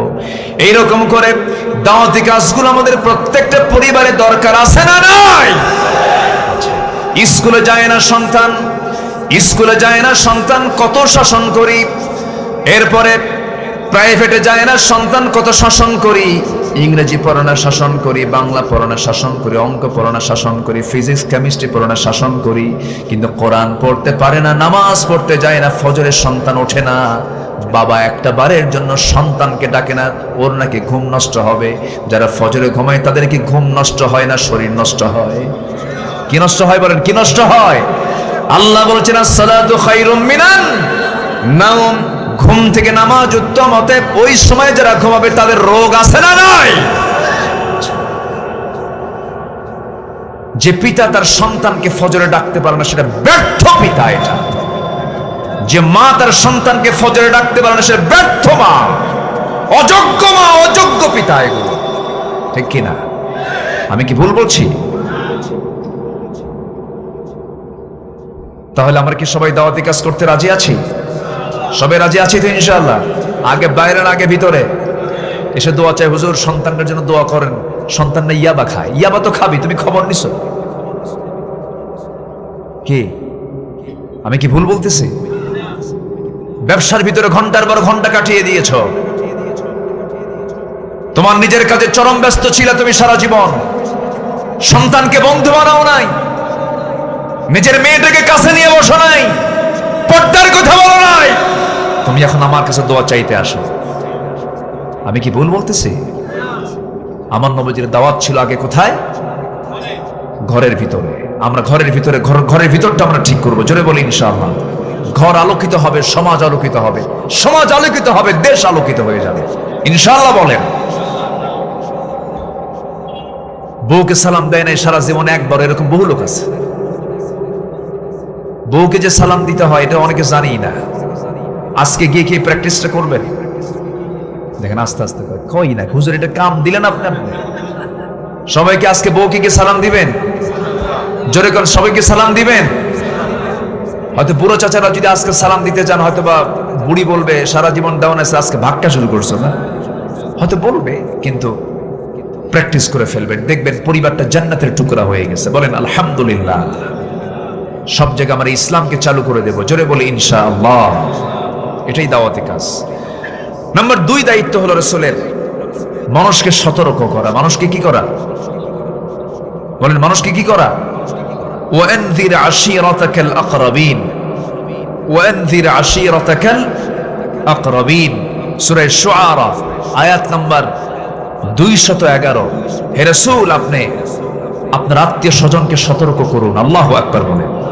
তাহলে আত্মীয় স্বজনদেরকে সতর্ক করার দরকার আছে না নাই? আচ্ছা। নিজের বোনের খবর রাখে না, নিজের ভাইয়ের খবর রাখে না, ধর্ম ভাই আর ধর্ম বোন বানায়। আছে নাকি এগুলো? নাজিরপুর এলাকায় আছে এগুলো? নিজের বোনের খবর নেই, ধর্ম বোন বানায় রাখছে। আচ্ছা, ধর্ম বোনের সঙ্গে কি দেখা করা জায়েজ? আজ থেকে দেখা করা জায়েজ? আমার বন্ধুগণ, আমার নবীজির 3 নম্বর দায়িত্ব হলো, আল্লাহ রাব্বুল আলামিন রাসূলকে বেশ কিছু দায়িত্ব দিয়েছেন। এর মধ্যে 1 নম্বর দায়িত্ব হলো দাওয়াতি কাজ করা, নাম্বার 2 হলো মানুষকে সতর্ক করা, নাম্বার 3 হলো মানুষকে আল্লাহর দিকে ডাকা। কার দিকে ডাকা? আল্লাহর দিকে ডাকা। নাম্বার 5 হলো উপদেশ দান করা। আমার নবীজিকে আল্লাহ তাআলা উপদেশ দান করার জন্য নির্দেশ করেছেন, ফাযাক্কির ইন্নামা আনতা মুযাক্কির। আপনি মানুষকে নসিহত করুন, আপনি মানুষকে দাওয়াতি উপদেশ দেন, সুন্দর সুন্দর কথা বলবেন। নাম্বার 5 হলো মন গড়া কথা না বলা। আমার নবীজি সারা জীবন যা কিছু বলেছেন নিজের কথা না, রবের কথা। কার কথা? রবের কথা। আর রাসূলকে যারা মানে না, রাসূলের নেতৃত্ব যারা মানে না, তারা সবাই বলে রবের কথা না, নিজের কথা, বাপের কথা, স্বামীর কথা। ঠিক আছে? একজন স্বামী নিয়ে ব্যস্ত, আরেকজন বাপ নিয়ে ব্যস্ত। একজনের স্বামীর দেশ আর একজনের বাপের দেশ, মাঝখান দিয়ে আমরা শেষ, ঠিক কিনা? ওগুলোর পিছনে আমরা যাব না, ওরা ধোঁকাবাজি করে। সেই নেতৃত্ব আমরা মানবো যে নেতৃত্ব আমরা আখিরাত পর্যন্ত পাবো, মুহাম্মদ সাল্লাল্লাহু আলাইহি ওয়াসাল্লাম। আল্লাহ কবুল করুন, জোরে বলি আল্লাহুম্মা আমিন। নাম্বার 6 হলো দিন প্রচারে বল প্রয়োগ না করা। দিন প্রচারে বল প্রয়োগ না করা। আমার নবীজি খুব অস্থির হয়ে যাচ্ছিলেন, দাওয়াতে কাজ করছেন কিন্তু কাজ হচ্ছে না। নবীজি অস্থির হয়ে যাচ্ছিলেন। আল্লাহ তাআলা বলছেন, লাস্তা আলাইহিম বিমুসাইতির ইল্লা মান তাওয়াল্লা ওয়া কাফার। আমি আপনাকে দারোগা করে পাঠাই নাই। এত অস্থির হওয়ার দরকার নেই। হেদায়েতের মালিক কে? আসতে বলবেন না, হেদায়েতের মালিক কে? আমার নবীজির আপন চাচা, গ্রাম্য চাচা না, ফেলে দেওয়া চাচা না, ঘরের চাচা, বাবার আপন ভাই, একই মায়ের পেটের ভাই। আবু লাহাব ছিল অন্য মায়ের, নবীজির আপন চাচা কিন্তু অন্য মায়ের, মানে অন্য দাদির পেট থেকে আসছে হলো আবু লাহাব। আর আবু তালেব ছিলেন হলো আব্দুল্লাহ যে মায়ের গর্ভে, আবু তালেবও সেই মায়ের গর্ভে, একদম আপন চাচা তার। আমার নবীজি তাকে যখন কালিমার দাওয়াত দিলেন, ব্যর্থতা চলে আসলো, পারলেন না। মাঝে মাঝেই বলতেন তাকে কালিমার দাওয়াত দিতেন। আবু তালেব মাঝে মাঝে বলে ফেলতেন, মুহাম্মদ রে, আমি কি তোমাকে একটা বারের জন্য বলছি তুমি আল্লাহর নবী নও?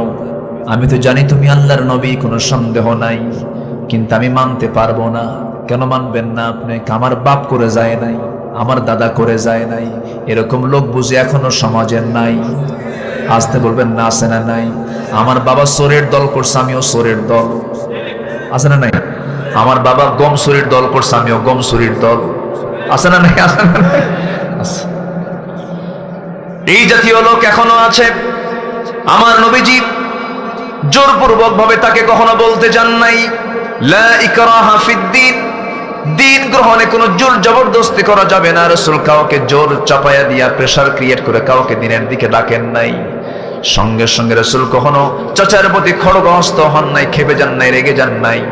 একদিন আবু তালেব বলতেছে, মুহাম্মদ শোনো, আমি তো জানি তোমাকে আমি তিলে তিলে মানুষ করেছি, বড় করেছি, তুমি আমার হাতে মানুষ হয়েছ। জন্মের পূর্বে তুমি তোমার বাপকে হারিয়ে ফেলেছো, জন্মের পর তোমার মাকে হারিয়েছো, 7 বছরে তোমার দাদাকে হারিয়েছো। সেই 7 বছর থেকে শুরু করে নিয়ে আজকের দিন পর্যন্ত মুহাম্মদ তুমি আমার হাতের মুঠোয়, তুমি আমার কাছাকাছি আছো। আমার চেয়ে তোমাকে কে বেশি চেনে? কিন্তু মুহাম্মদ শোনো, আমি জানি তুমি সত্যি আল্লাহর নবী, তার বড় প্রমাণ হলো আমার কলেজার টুকরা জাফর এবং আলীকে আমি তোমার হাতে তুলে দিলাম, সে তারা ইসলাম কবুল করুক। দেখছেন, নিজের ছেলেকেও তুলে দিয়েছেন, নিজের 2টা ছেলেকে তার হাতে তুলে দিয়েছেন। আমার রাসূল নামাজ পড়েন, আবু তালেব তার ছেলে 2টা জাফর এবং আলীকে ডাক দিয়ে বলছে, আলী ও জাফর, আমার মুহাম্মদ নামাজে দাঁড়াইছে, তোরা কি করিস? আমার মুহাম্মদের ডানে বামে তোরা 2জন দাঁড়ায়, তোরা তার সঙ্গে সঙ্গে নামাজ পড়। যেরকম আল্লাহু আকবার। সব জানতেন আবু তালেব, কিন্তু হেদায়েতের মালিক কে? আসতে বলবেন না, হেদায়েতের মালিক কে? আল্লাহ তাআলা। এই আবু তালেব যখন দুনিয়া থেকে বিদায় নেবেন, বিদায় লগন চলে এসেছে নবীজির। মক্কার জিন্দেগীর শেষ টাইমের দিকে আবু তালেব যখন প্রচন্ড অসুস্থ অবস্থায় যখন বিছানায় কাতরাচ্ছিলেন, আমার নবীজি তার শিয়রে গিয়ে বসে পড়লেন। বসে পড়ে, মানুষ তো দয়া মায়া তো তার মধ্যে কাজ করতো, তিনি কেঁদে ফেললেন, বললেন, চাচা আপনি আমাকে কি না করেন নাই? আপনি আমার জন্য জেল পর্যন্ত খেটেছেন, 3টা বছর 3.5 বছর বয়কটে থেকেছেন, না খেয়ে থেকেছেন। ও চাচা, একটা বারের জন্য আমি আপনাকে বলবো, মেহেরবানি করে আপনাকে রিকোয়েস্ট করব, একটা বার কালিমার ঘোষণা দিয়ে দেন। হাদিস আসছে, পুরো কালিমা বলতে হবে না, শুধু আপনি বলবেন লা ইলাহা ইল্লাল্লাহ, আমি আপনার জন্য বেহেশতের জামিন হয়ে যাব। বারবার তিনি যখন তার মাথা থেকে পা পর্যন্ত হাতের ছোঁয়া দিয়ে টিপে টিপে দিয়ে মুছে দিয়ে বারবার যখন বলছিলেন, আবু তালেব বলতেছে সামনে আবু তালেব সামনে এই সমস্ত কথাগুলো শুনে বলতেছে, মুহাম্মদ শোনো, তুমি আমাকে বারবার বলতেছো, বারবার চেষ্টা করতেছো, কিন্তু ও মুহাম্মদ, আমার মনে হয় কপালে ইসলাম জুটবে না, আমি ইসলাম কবুল করতে পারবো না। সঙ্গে সঙ্গে ওহী নাজিল হয়ে গেল, হে রাসূল, আপনি জোর করে কাউকে হেদায়েত দিতে পারবেন না। ইয়াহদি আল্লাহু মান ইয়াশা ইন্নাকা লান তাহদিনি মান আহবাবতা, আপনি যাকে চাবেন তাকে আপনি হেদায়েত দিতে পারবেন না। রাসূল আমার হাত গুটায় নিলেন, আবু তালেব দুনিয়া থেকে বিদায় নিয়ে নিলেন। জাহান্নামীদের মধ্যে সবচাইতে কম শাস্তি যার হবে সেই লোকটার নাম কি? বলেন, সেই লোকটার নাম কি? আবু তালেব। কেন তার শাস্তিটা কম হবে? হাদিসের ব্যাখ্যায় আসছি, আমার নবীজির বরকতি হাত তার মাথা থেকে পা পর্যন্ত ছুঁয়ে দিয়েছেন, সেই জায়গাগুলো আগুন স্পর্শ করবে না, কিন্তু পায়ের তলার দিকে হাতটা যায় নাই। জাহান্নামের মধ্যে তাকে জাহান্নামের এক জোড়া জুতা পরিধান করে দেওয়া হবে। ওই জাহান্নামের আগুন দ্বারা নির্মিত সেই জুতা দিয়ে যে টকবক করবে আগুন, সেই ব্রেন পর্যন্ত চলে আসবে, ব্রেন পর্যন্ত টকবক করবে। বলা হবে, আবু তালেব শাস্তি কেমন হচ্ছে? আবু তালেব বলে ফেলবেন, এই জাহান্নামীদের মধ্যে সবচাইতে মনে হচ্ছে আমার শাস্তি সবচাইতে বেশি মনে হচ্ছে। আমার ভাইয়েরা, এই আবু তালেব নবীজির মুজিজাও দেখেছেন, অসংখ্য মুজিজা দেখেছেন। নবীজির জন্ম যখন হলো, রবিউল আউয়াল মাসে নবীজির জন্ম হলো, মাত্র 3 দিন বয়স। তৃতীয়তম রজনীতে আমার রাসূলকে দেখার জন্য আবু তালেব তার ঘরের মধ্যে ঢুকতেছে। ঘরের মধ্যে ঢুকে থেকে তার ভাতিজা মুহাম্মদ ঘরের মধ্যে নাই, বারান্দায় তাকে শোয়ায় রেখেছেন। মা আমিনা, আমার নবীজির মা আমিনা তাকে বারান্দায় শোয়ায় রেখেছেন, উঠানে শোয়ায় রেখেছেন, খোলা চাঁদনি আকাশের নিচে তাকে শোয়ায় রেখে দিয়া মা আমিনা দূরে দূরে থাকেন, চোখের পানি ফেলে ফেলে কান্দেন। একদিন আবু তালেব স্মৃতিচারণ করতে নিয়ে বলতেছে, মুহাম্মদ তুমি তো আজকে আল্লাহর নবী হয়েছো, আমি তোমাকে একটা কথা বলবো, তোমার কি এটা মনে আছে কিনা জানি না। মুহাম্মদ বলো তো কি চাচা, বলেন তো। তুমি যখন ছোট ছিলে, নবজাতক 3 দিনের শিশু তুমি, আমি তোমাকে দেখার জন্য তোমাদের ঘরের মধ্যে ঢুকলাম, কিন্তু গিয়ে দেখি তোমার মা তোমার কাছে নাই। তোমাকে চাঁদনি খোলা আকাশের নিচে তোমাকে শোয়ায় রেখেছে। তোমার মা হাউমাউ করে কান্দে, স্বামী নাই। স্বামীর জন্য বারবার সে ছটফট করে আর কান্দে। তোমাকে কোলে নিতে গেলেই তোমার মার কান্নার পরিমাণটা বেড়ে যায়। তোমার কাছ থেকে তোমার মা দূরে দূরে থাকে, কিন্তু সেই সময় আমি একটা জিনিস লক্ষ্য করছিলাম, তুমি যখন একাকী খোলা আকাশের নিচে, যখন তুমি চাঁদের নিচে যখন শুয়েছিলা, সেই সময় দেখতে পেলাম তোমার ডান হাতটা যখন বাম দিকে যায়, চাঁদটা তোমার হাতের সঙ্গে সঙ্গে বাম দিকে যায়। তোমার হাতটা যখন আবার ডান দিকে যায়, চাঁদটা ডান দিকে চলে যায়। তোমার দুটো হাত যখন তুমি স্বেচ্ছায় যখন নিচের দিকে নেমে আনো, সঙ্গে সঙ্গে চাঁদটা তোমার দিকে কাছাকাছি চলে আসে। তোমার সঙ্গে চাঁদ খেলা করতেছিল, এটা কতটুকু সত্য মুহাম্মদ বলো তো? সঙ্গে সঙ্গে রাসূল বলছেন, চাচা জন্মের পূর্বে বাপকে হারাইছি, জন্মের পর পর আমার মাকে হারাইছি, কিন্তু আমার মার সবচেয়ে বড় কষ্ট হয়েছিল আমার যখন জন্ম হলো। আমি শিশু মুহাম্মদ যখন ভূমিষ্ঠ হলাম, আমার মা আমাকে কোলে নেন, কিন্তু বারবার স্বামীর কথা মনে হয়ে যায়।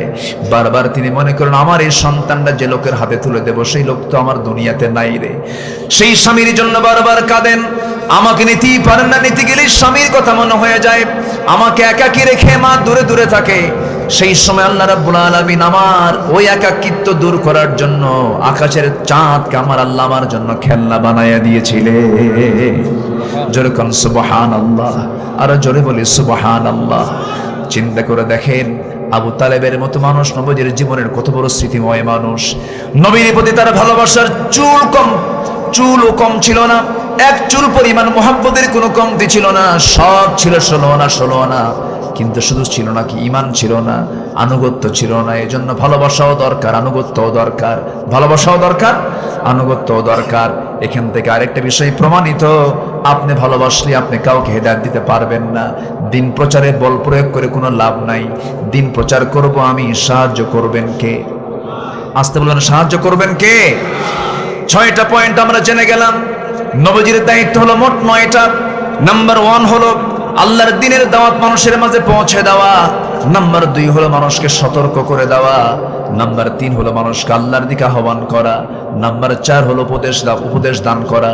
নাম্বার 5 হলো মন গড়া কোনো কথা না বলা।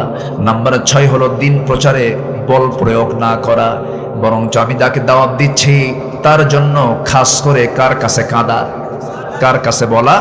আল্লাহর কাছে বলা, আল্লাহর সামনে রোনাজারি করা, ও আল্লাহ তোমার এই বান্দাকে আমি আজকে কালিমার দাওয়াত দিতে যাচ্ছি, আল্লাহ তুমি তাকে হেদায়েতের পথে কবুল করে নাও। এমন করে সেজদা দিয়ে দিয়ে তার জন্য কাঁদবো, তাকে কি দাওয়াত দেব? আল্লাহর ফয়সালা, আল্লাহ রাব্বুল আলামিন তাকে হেদায়েতের দিকে নিয়ে আসবেন। কারণ আমি শুধু দাওয়াতটা পৌঁছে দেওয়ার বান্দা, কবুল করার মালিক আমার আল্লাহ। নাম্বার 7 হলো নবীজির দায়িত্ব মোট 9টা কোরআনের আলোকে। নাম্বার 7 হলো আল্লাহর দ্বীনকে বিজয়ী করার জন্য মুজাহাদা করার চেষ্টা করা। আল্লাহ রাব্বুল আলামিন রাসূলকে দুনিয়াতে কেন পাঠিয়ে দিয়েছেন? কোরআনকে প্রশ্ন করুন। আল্লাহ রাব্বুল আলামিন সুন্দর করে দুটো জায়গায় বলেছেন, হুয়াল্লাযী আরসালা রাসূলাহু বিল হুদা ওয়া দীনিল হাক্কি লিইয়ুযহিরাহু আলাদ-দীনি কুল্লিহি ওয়া কাফা বিল্লাহি শাহীদা ওয়ালাউ কারিহাল মুশরিকুন। সূরাতুল ফাতহ এসেছে, সূরাতুস সফ এসেছে। আল্লাহ রাব্বুল আলামিন তার রাসূলকে দ্বীনে হক দিয়ে দুনিয়াতে পাঠিয়েছেন যেন তিনি কি করতে পারেন? সকল দিনকে পরাজিত করে যেন তিনি আল্লাহর জমিন আল্লাহর দিনকে বিজয়ী করেন। এই জন্য আমি তাকে পাঠিয়ে দিয়েছি। আল্লাহর দিন পরাজিত থাকবে না, বিজয়ী হবে। আসতে বলেন, পরাজিত থাকবে না, বিজয়ী হবে। বিজয়ী করার জন্য কাজ করার দরকার আমাদেরও আছে না নাই? আসতে বলবেন না, আছে না নাই? নামাজ আদায় করা কি? নামাজ টাইমের সংগ্রাম করা কি কম ফরজ? কম ফরজ না সমান ফরজ? ফরজ তো ফরজই, ফরজের কোনো মাফ আছে? নফল বাদ গেলে কোনো সমস্যা নাই। তবে হ্যাঁ, আপনার জন্য একটু লস, বড় ক্ষতি হবে না। নফল বাদ চলে গেছে, তেমন বড় ধরনের কোনো ক্ষতি হয়ে যাবে না, কিন্তু ফরজ লঙ্ঘিত কোনো গুনাহ করা যাবে না। আল্লাহ বলছেন, বান্দায় বড় বড় কবিরা গুনাহগুলো ছেড়ে দিবি, ছোট ছোট গুনার দিকে আমি আল্লাহ তাকাবই না। কেউ তো সুবহানাল্লাহ বললেন না? জোরে বলেন সুবহানাল্লাহ। আমার দেশের হুজুররা মারামারি করে কবিরা গুনাহ নিয়া না ছোট ছোট গুনাহ নিয়া? ঠিক আছে না? বড় বড় কবিরা গুনাহ, সুদের ব্যাপারে কোনো কথা নাই, জেনার ব্যাপারে কোনো কথা নাই, মদের বোতল নিয়ে কোনো কথা নাই। মদের বোতল দেখে দেখে এয়ারপোর্টে চড়ে, আবার মদের বোতল দেখে দেখে এয়ারপোর্ট থেকে চলে আসে। মদের বোতল দেখে আর কয় আলহামদুলিল্লাহ। ওই জায়গায় কোনো ফতুয়া কাজ করে না। ওই মদের বোতল এয়ারপোর্টে থাকতো না। মদের বোতলের কোনো ফ্যাক্টরি কেরওয়ানকংয়ে থাকতো না। মদের কোনো লাইসেন্স থাকতো না, জেনার কোনো লাইসেন্স থাকতো না। যদি সমাজে বিজয়ী থাকতো, কি আল্লাহর দিন যদি বিজয়ী থাকতো, সেই সমাজে কোনো মদের বোতল পাওয়া যেত না। আমার নবীজি মক্কায় থাকাকালীন মদের বোতল ছিল, জেনার কারবার ছিল, সুদের কারবার ছিল, সব কিছু ছিল। 13 বছর আমার নবীজি সব কিছু চোখের সামনে দেখে দেখে তবুও নামাজ পড়েছেন, কিন্তু পারেন নাই। সুদের কারবার বন্ধ করতে পারেন নাই, জেনার কারবার বন্ধ করতে পারেন নাই, এরপরে জেনা বন্ধ করতে পারেন নাই, মদ বন্ধ করতে পারেন নাই, খুন বন্ধ করতে পারেন নাই, গুম বন্ধ করতে পারেন নাই, জুলুম বন্ধ করতে পারেন নাই। কারণ সেই সময় ক্ষমতা ছিল নবীর হাতে না আবু জেহেলের হাতে? কার হাতে ছিল ক্ষমতা বলেন তো? বরং আমার নবীজি ওই মক্কায় থাকাকালীন যেদিন থেকে নামাজ ফরজ হয়ে গেছে, মেরাজের রজনীতে নামাজটা ফরজ হলো, আমার নবীজি নামাজ যখন ফরজ হয়ে গেছে, নামাজ রাসূল যে পড়েছেন, প্রথম কিবলা ছিল বাইতুল আকসা। নামাজ পড়তে পড়তে হঠাৎ করে আল্লাহ রাব্বুল আলামিন তার মনের আশা কবুল করলেন। তার কিবলা হয়ে গেল বাইতুল আকসা না বাইতুল হারাম? বাইতুল ফাওয়াল্লি ওয়াজহাকা শাতরাল মসজিদিল হারাম। আমার নবীজি মসজিদ হারামের দিকে নামাজ পড়া শুরু করলেন। কিন্তু মসজিদ হারামের দিকে নামাজ পড়তেছেন, কিন্তু কাফের আবু জেহেলরা ওই বাইতুল হারামের ভিতরে, আল্লাহর এই নিজের ঘর, আল্লাহর ঘর বাইতুল হারামের ভিতরে তারা 360টা মূর্তি সাজিয়ে রেখেছে। রাসূল 13 বছর ওই মূর্তিগুলোকে সামনে রেখে বাইতুল হারামের দিকে নামাজ পড়েছেন।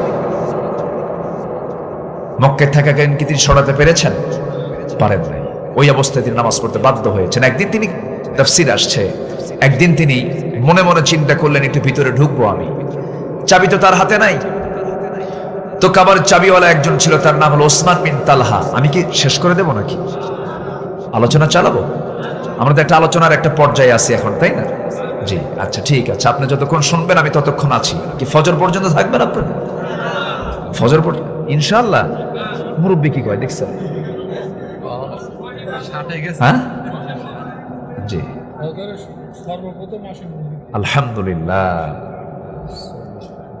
জি হ্যাঁ জি, ইনশাআল্লাহ ইনশাআল্লাহ।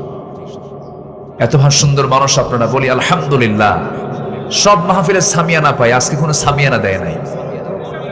ভালো হয়েছে, আকাশে তো একটা সামিয়ানা আছে, সমস্যা ভালো হয়েছে আলহামদুলিল্লাহ। তবে এটা হয় কি, মানে একটু এলোমেলো দেখা যায়, মানে একটা সামিয়ানা হলে একটু ভালো হয়। যাই হোক, তারা যে দৃষ্টিভঙ্গিতে দিয়েছেন একদিকে খারাপ না, মানে যেন গরম থেকে বাঁচা যায়। বলি আলহামদুলিল্লাহ। এই মাহফিল তো প্রত্যেক বছর হয় না, এবছর শুরু হলো, আমাকে দিয়ে শুরু করলেন। আলহামদুলিল্লাহ। সাব্বির কই? আলহামদুলিল্লাহ। আমি তো ভাবছিলাম যে আজকের মাইকে মনে হয় না, ঠিক আছে আলহামদুলিল্লাহ আলহামদুলিল্লাহ। আমি ভাবছিলাম যে আজকে আর মাইক টাইক মনে হয় ওপেন হবে না, সাব্বির যে আওয়াজে কথা বলতেছে আজকে ওয়াজ সাব্বিরই করবে। মাশাআল্লাহ, অনেক সুন্দর তার আওয়াজ। আল্লাহ তুমি তার আওয়াজটাকে দ্বীনের জন্য কবুল করো। জোরে বলি আমিন। আমার এই জায়গায় আমি না বসে যদি আমার পাশে যে বসে আছেন মাসুদুর রহমান খুব সুন্দর গোছানো সাজানো আলোচনা করেন, আমার মনে হয় আমার চেয়ে সুন্দর কথা বলতে পারতেন। আল্লাহ তুমি আমার মাসুদ ভাইয়ের কথাকে আরো সুন্দর করে দাও। জোরে বলি আল্লাহুম্মা আমিন। আরো জোরে আল্লাহুম্মা আমিন। সম্মানিত ভাইয়েরা, নবীজির 7 নম্বর দায়িত্ব হচ্ছে আল্লাহ তাআলা তাকে পাঠিয়েছেন এই জমিনে দ্বীনকে কি পরাজিত রাখার জন্য না বিজয়ী করার জন্য? সাহায্য করবেন কে? সাহায্য করবেন কে? কাবার দরজার সামনে দাঁড়ায় দেখেন তালা মারা, কাবার চাবিওয়ালাকে ডাক দিয়ে বলেন, চাবিওয়ালা তালা কি কাবার চাবিওয়ালা তুমি আমাকে চাবিটা দেবে কি? কি করবে? একটু ভিতরে ঢুকবো, আমি একটু চাচ্ছিলাম ভিতরে ঢুকে আমি আল্লাহকে সেজদা দিয়ে আমি আমার আল্লাহকে খুশি করব, তুমি কি চাবিটা দেবে? ওসমান বিন তালহা একটা ধাক্কা মারলেন, আমার নবীজি মুখ থুবড়ে গিয়ে পড়ে গেলেন। রসুলকে যদি কেউ ব্যক্তিগত কষ্ট দিত রসুল তাকে মাফ করে দিতেন।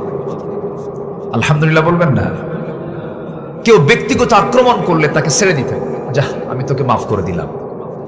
কিন্তু ইসলাম নিয়ে, কোরআন নিয়ে, আল্লাহ নিয়ে, কিতাব নিয়ে কথা বললে আমার নবীর চাইতে কেউ কঠোর হতে পারত না। আল্লাহু আকবার। সবচেয়ে কঠোর ছিলেন মুহাম্মদ সাল্লাল্লাহু, বিচারে তিনি কঠোর ছিলেন, বিচারে চরম কঠোর ছিলেন। উচ্চ বংশীয়া গোত্রের উচ্চ বংশের একজন নারী চুরি করে ধরা পড়ে গেছে। যদি ধনী যদি চুরি করে শাস্তি আছে না নাই? গরিব যদি চুরি করে এখানে বিবেচনা আছে না নাই? যে অভাবী, যে চুরি করছে অভাবের কারণে তার ক্ষেত্রে কিছু বিবেচনা আছে, কিন্তু ধনী যদি চুরি করে সেখানে কোনো প্রকার বিবেচনা করা যাবে? আমার দেশে অভাবী চোর বেশি না স্বভাবী চোর বেশি? শিক্ষিত চোর বেশি না অশিক্ষিত চোর বেশি? আলহামদুলিল্লাহ। দোয়া করতে থাকেন চোর আরো বাড়ুক। আর কি বলবো আমি? কলমের খোঁচা দিয়ে কোটি কোটি টাকার লোপাট হচ্ছে এবং দেশপ্রেমিকের মানে বক্তব্য দিতে দিতে মুখে ফেনা তুলে ফেলে দেশপ্রেমিক জনতা, আমরা দেশপ্রেমিকের পরিচয় দিয়ে কোটি কোটি টাকা দেশ থেকে পাচার করছে যারা, এরা ভণ্ডের প্রতারক, জনগণের সঙ্গে ধোঁকাবাজি করে চলছে এরা, ঠিক কিনা? এদের মুখে দেশপ্রেম মানায় না। দেশপ্রেম তারই মানায় যারা দেশের সম্পদ দেশে গচ্ছিত রাখে, ঠিক কিনা? যুবকরা ওই নেতৃত্ব মানবা না যে নেতাগুলো তাদের সন্তানকে বিদেশে পড়ায় তোমাকে দিয়ে রাজনীতি করায়, মানবা না। ওরা ঠিকই পড়াশোনা করাচ্ছে, ওদের সন্তানকে শিক্ষিত বানাচ্ছে, আর তোমাদেরকে দিয়ে অস্ত্র হাতে তুলে দিয়ে, ইয়াবা তুলে দিয়ে, নোংরা নারীর সঙ্গে সেনার পরিবেশ তৈরি করে দিয়ে তোমাদের চরিত্র নষ্ট করে দিচ্ছে। ওগুলো মানবা না।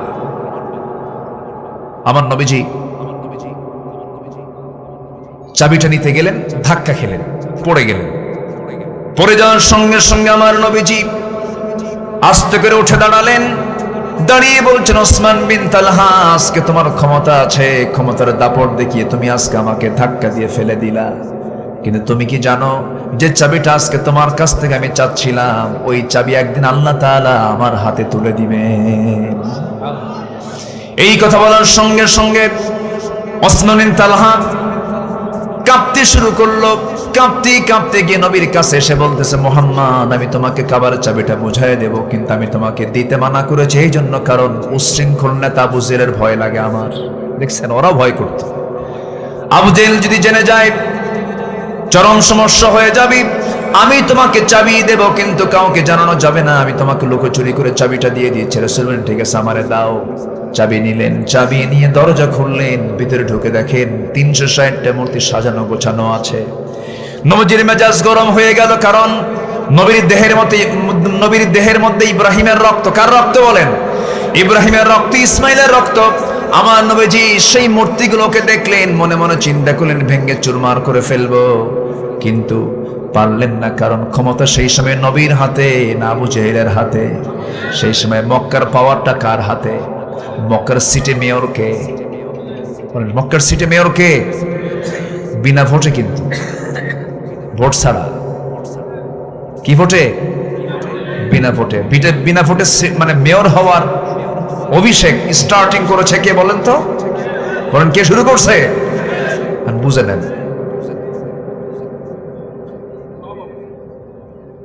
সব অটো না? আচ্ছা, যাই হোক। এবার আবু জেহেল করলো। এবার ওসমান বিন তালহা যখন কাবার চাবিটা রাসূলের হাতে তুলে দিল, আমার নবীজি ভিতরে ঢুকলেন। 360টা মূর্তি দেখতে পেলেন। 360টা মূর্তি দেখে তার ভিতরে চরম রাগ উঠে গেল, ভেঙে চুরমার করবেন, কিন্তু পারলেন না। কারণ ক্ষমতা সম্পূর্ণ রয়ে আছে আবু জেহেলের হাতে।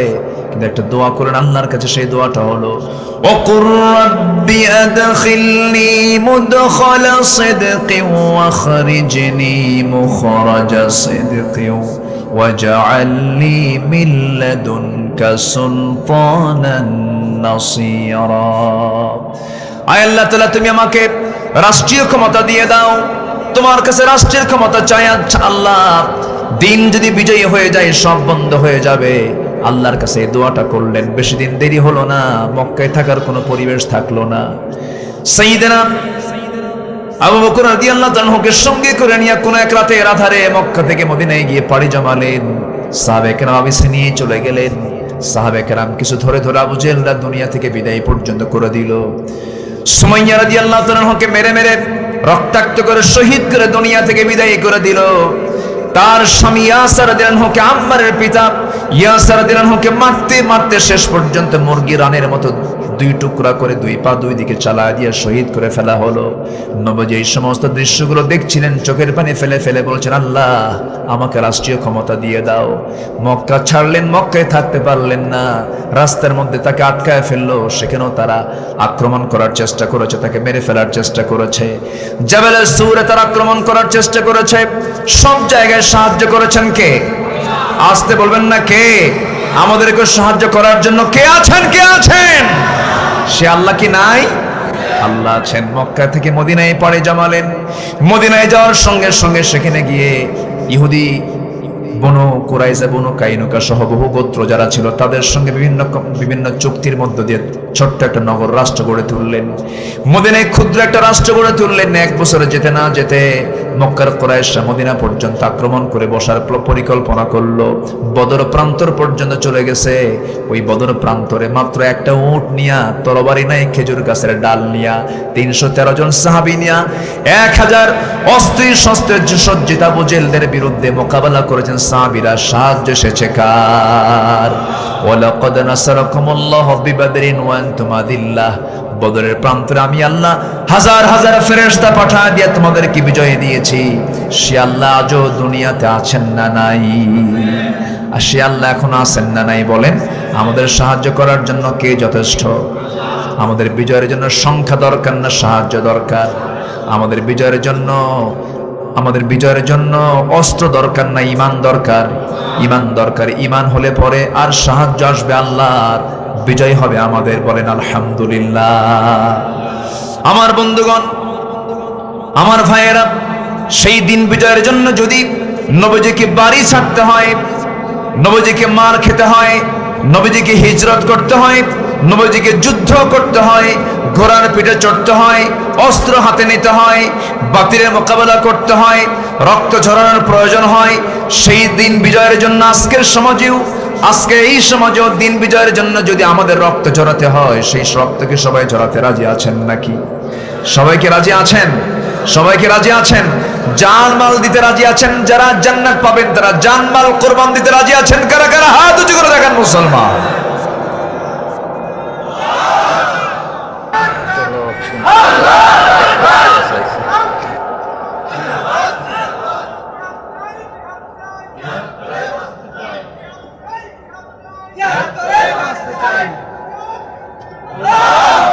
আল্লাহ কবুল করুন। জোরে বলে আমিন।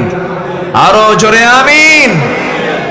সম্মানিত পারে। নাম্বার 8 হলো মানব জাতিকে মুক্তির দিশা দেখানো, মানব জাতিকে মুক্তির দিশা দেখানো। ওয়া ইন্নাকা লাতাহদি ইলা সিরাতিম মুস্তাকিম, আল্লাহু আকবার বলেন। নাম্বার 9 হচ্ছে গোটা মানবতার কল্যাণ সাধনা করা। আল্লাহ তাআলা আমার রাসূলকে গোটা মানবতার জন্য, গোটা জগৎবাসীর জন্য রহমত করেছেন। যেরকম সুবহানাল্লাহ, যেরকম সুবহানাল্লাহ। আল্লাহ তাআলা আমার রাসূলকে এত সম্মান দিয়েছেন, সেই রাসূলের আমরা উম্মত হতে পেরেছি। এই উম্মতের এত মর্যাদা, এই মর্যাদাকে আমাদের টিকে রাখার দরকার আছে না নাই? আমার রাসূল, আমি আজকে একটা হাদিস পড়লাম যে যদি কোনো বান্দা তার নামাজটাকে কন্টিনিউ করতে পারে, নামাজটা যদি কারো সলিড হয়ে যায়, কবুল হয়ে যায়, তার আল্লাহর রহমত পাওয়ার একটা পথ খুলে গেল। যেরকম সুবহানাল্লাহ। আর নামাজ যদি কারো মাইনাস হয়ে যায়, সে সম্পূর্ণ রহমত থেকে বঞ্চিত হয়ে যাবে। কার? আল্লাহ। সেই 5 ওয়াক্ত নামাজকে আমরা সবাই পড়তে রাজি আছি? সবাইকে 5 ওয়াক্ত নামাজ পড়তে রাজি আছি? একটু হাত তুলে দেখান তো দেখি কারা কারা 5 ওয়াক্ত নামাজ পড়বেন। আল্লাহ তুমি সবার হাতকে কবুল করো। জোরে বলে আমিন, আরো জোরে আমিন, আরো জোরে আমিন। হাত নামান। কষ্ট দিয়ে ফেললাম মনে হয়। নামাজ পড়লে কার উপকার হবে? আমার উপকার হবে। খুশি হবেন কে? কে খুশি হবেন? আর বেজার হবে কে? শয়তান। প্রত্যেক ফজরের আগ দিয়ে শয়তান এসে প্রত্যেক বান্দার কাছে এসে 3টা গিট মারে। কয়টা গিট মারে বলেন তো? 3টা গিট মারে। 3টা গিট মারা পর্যন্ত। গিট মারা দড়িতে কি মারে? গিরা দেওয়া না? গিরা মারে না? গিরা মারে। হ্যাঁ, গিরা মারে অর্থাৎ গিট দেয়। ভাষা তো বহু, ভাষার তো শেষ নাই। তবে নাটোরের ভাষাটা অনেক সুন্দর, একদম কাঁচাগোল্লার মতোই মিষ্টি ভাষা। বলি আলহামদুলিল্লাহ।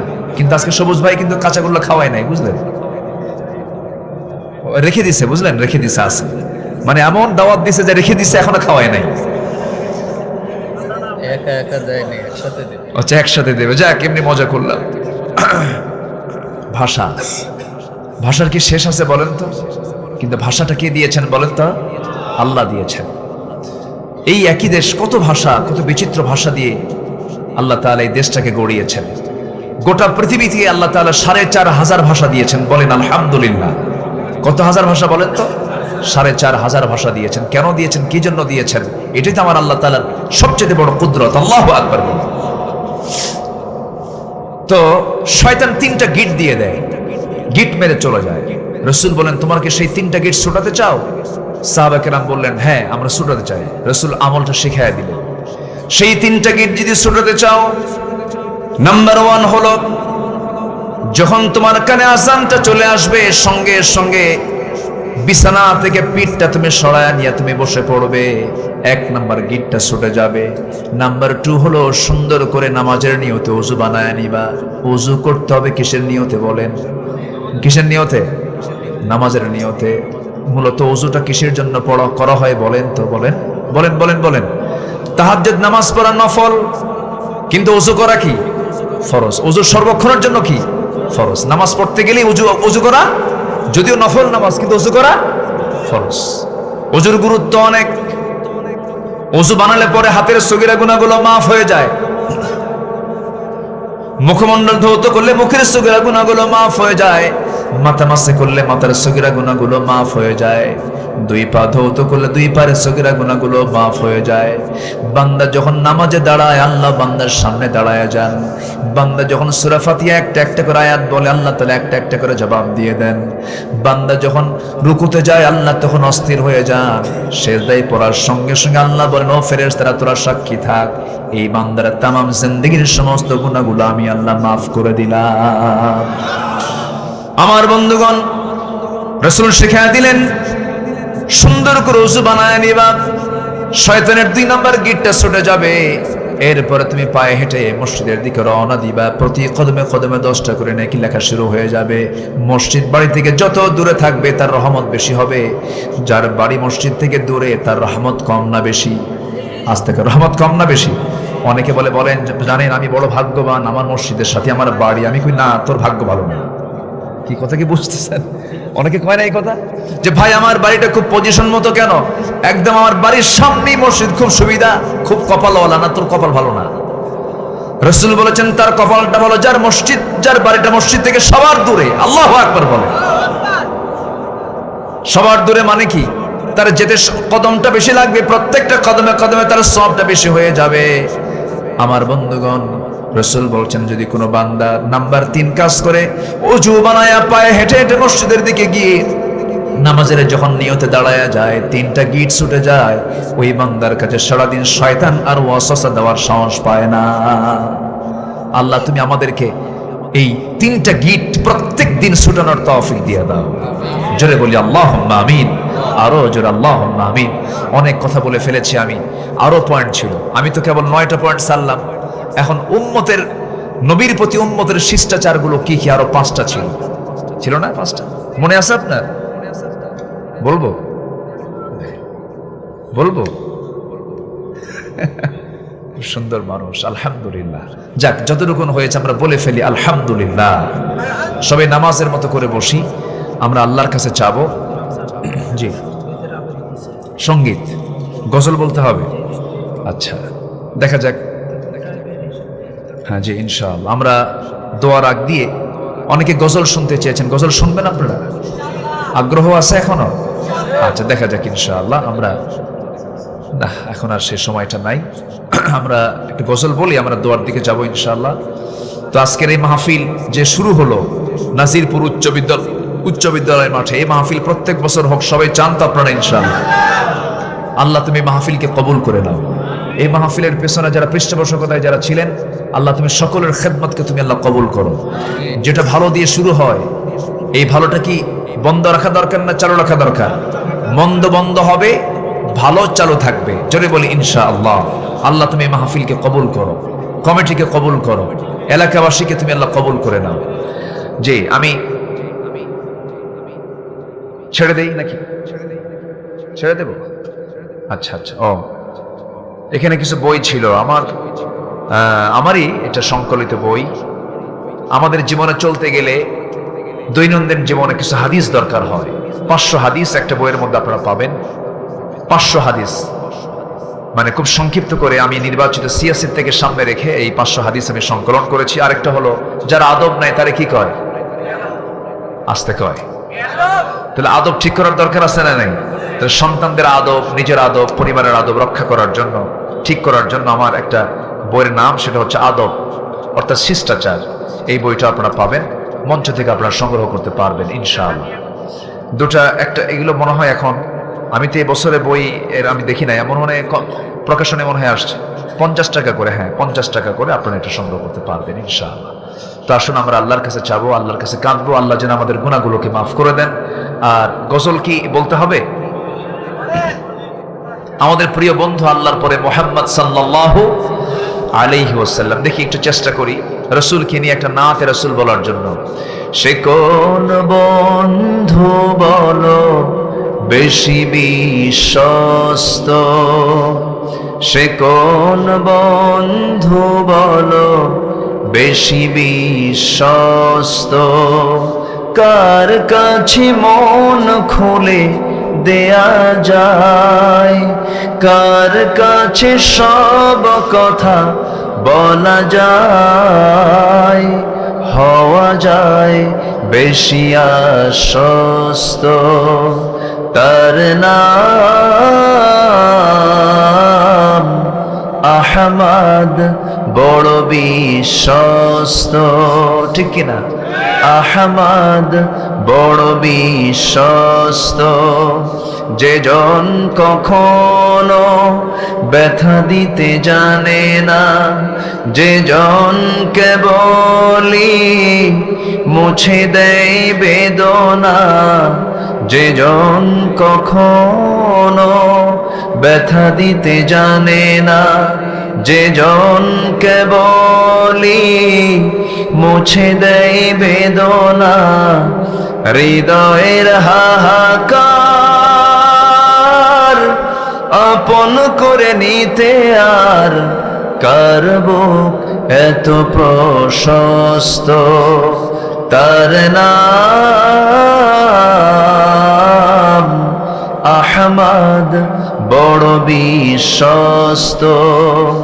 মহানবী বলে তারে কেউ বা ডাকে, আমি ডাকি প্রিয়তম, সে আমার ধ্যান, ভালোবাসা প্রেম, মধুময় মনোহর স্বপ্ন সম, যে জন করুণার অনুপম উপমা, যার মতো মরমি কোথাও আর মিলে না, ঠিক কিনা?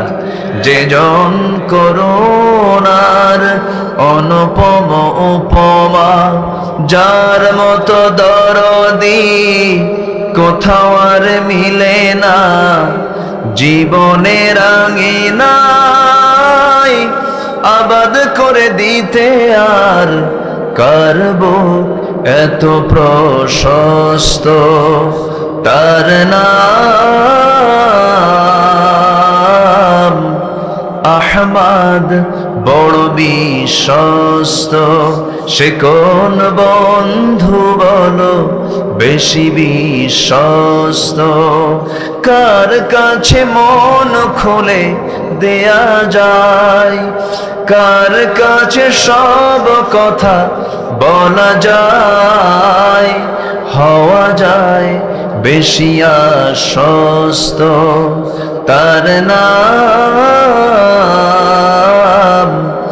আহমদ বড় বিশ্বস্ত, আহমদ বড় বিশ্বস্ত, আহমদ বড় বিশ্বস্ত।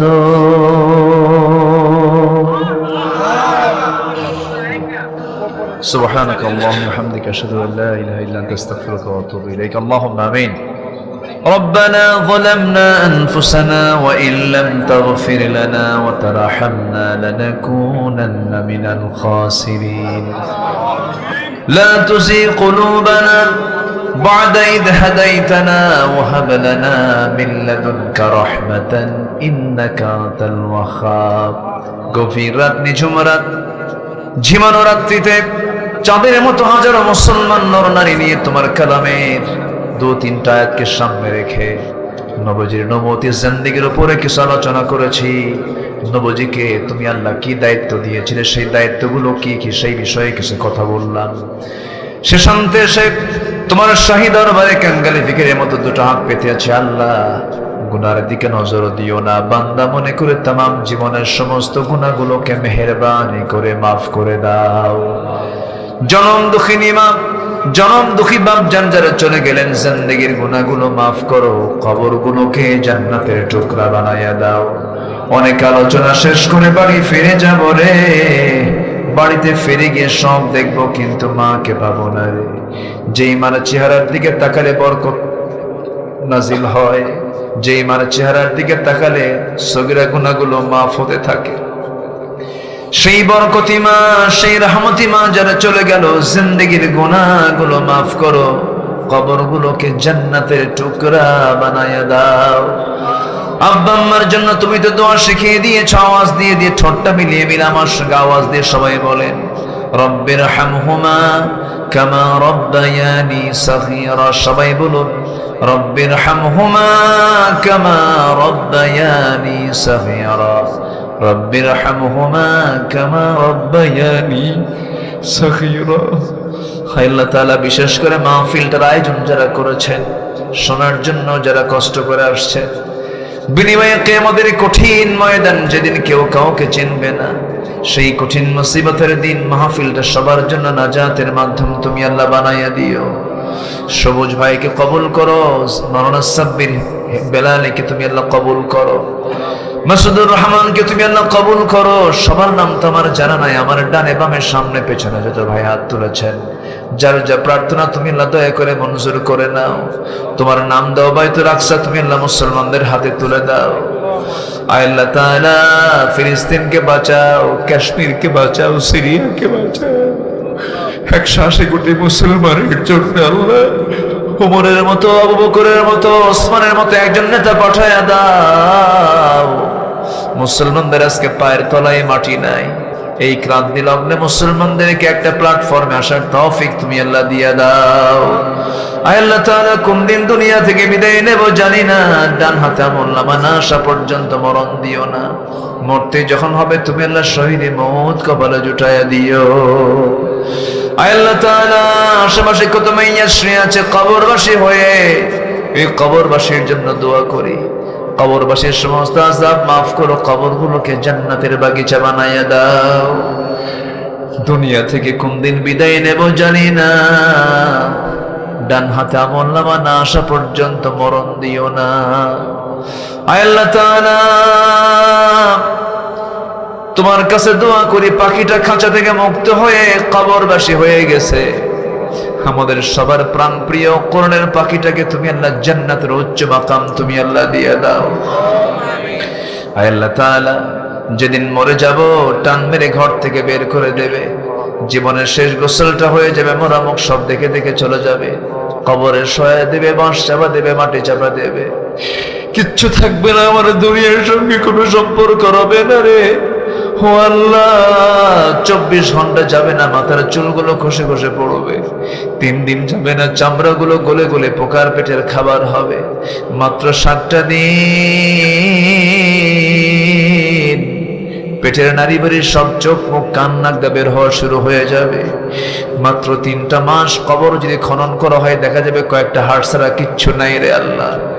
এই তো আমার দুনিয়ার জীবন।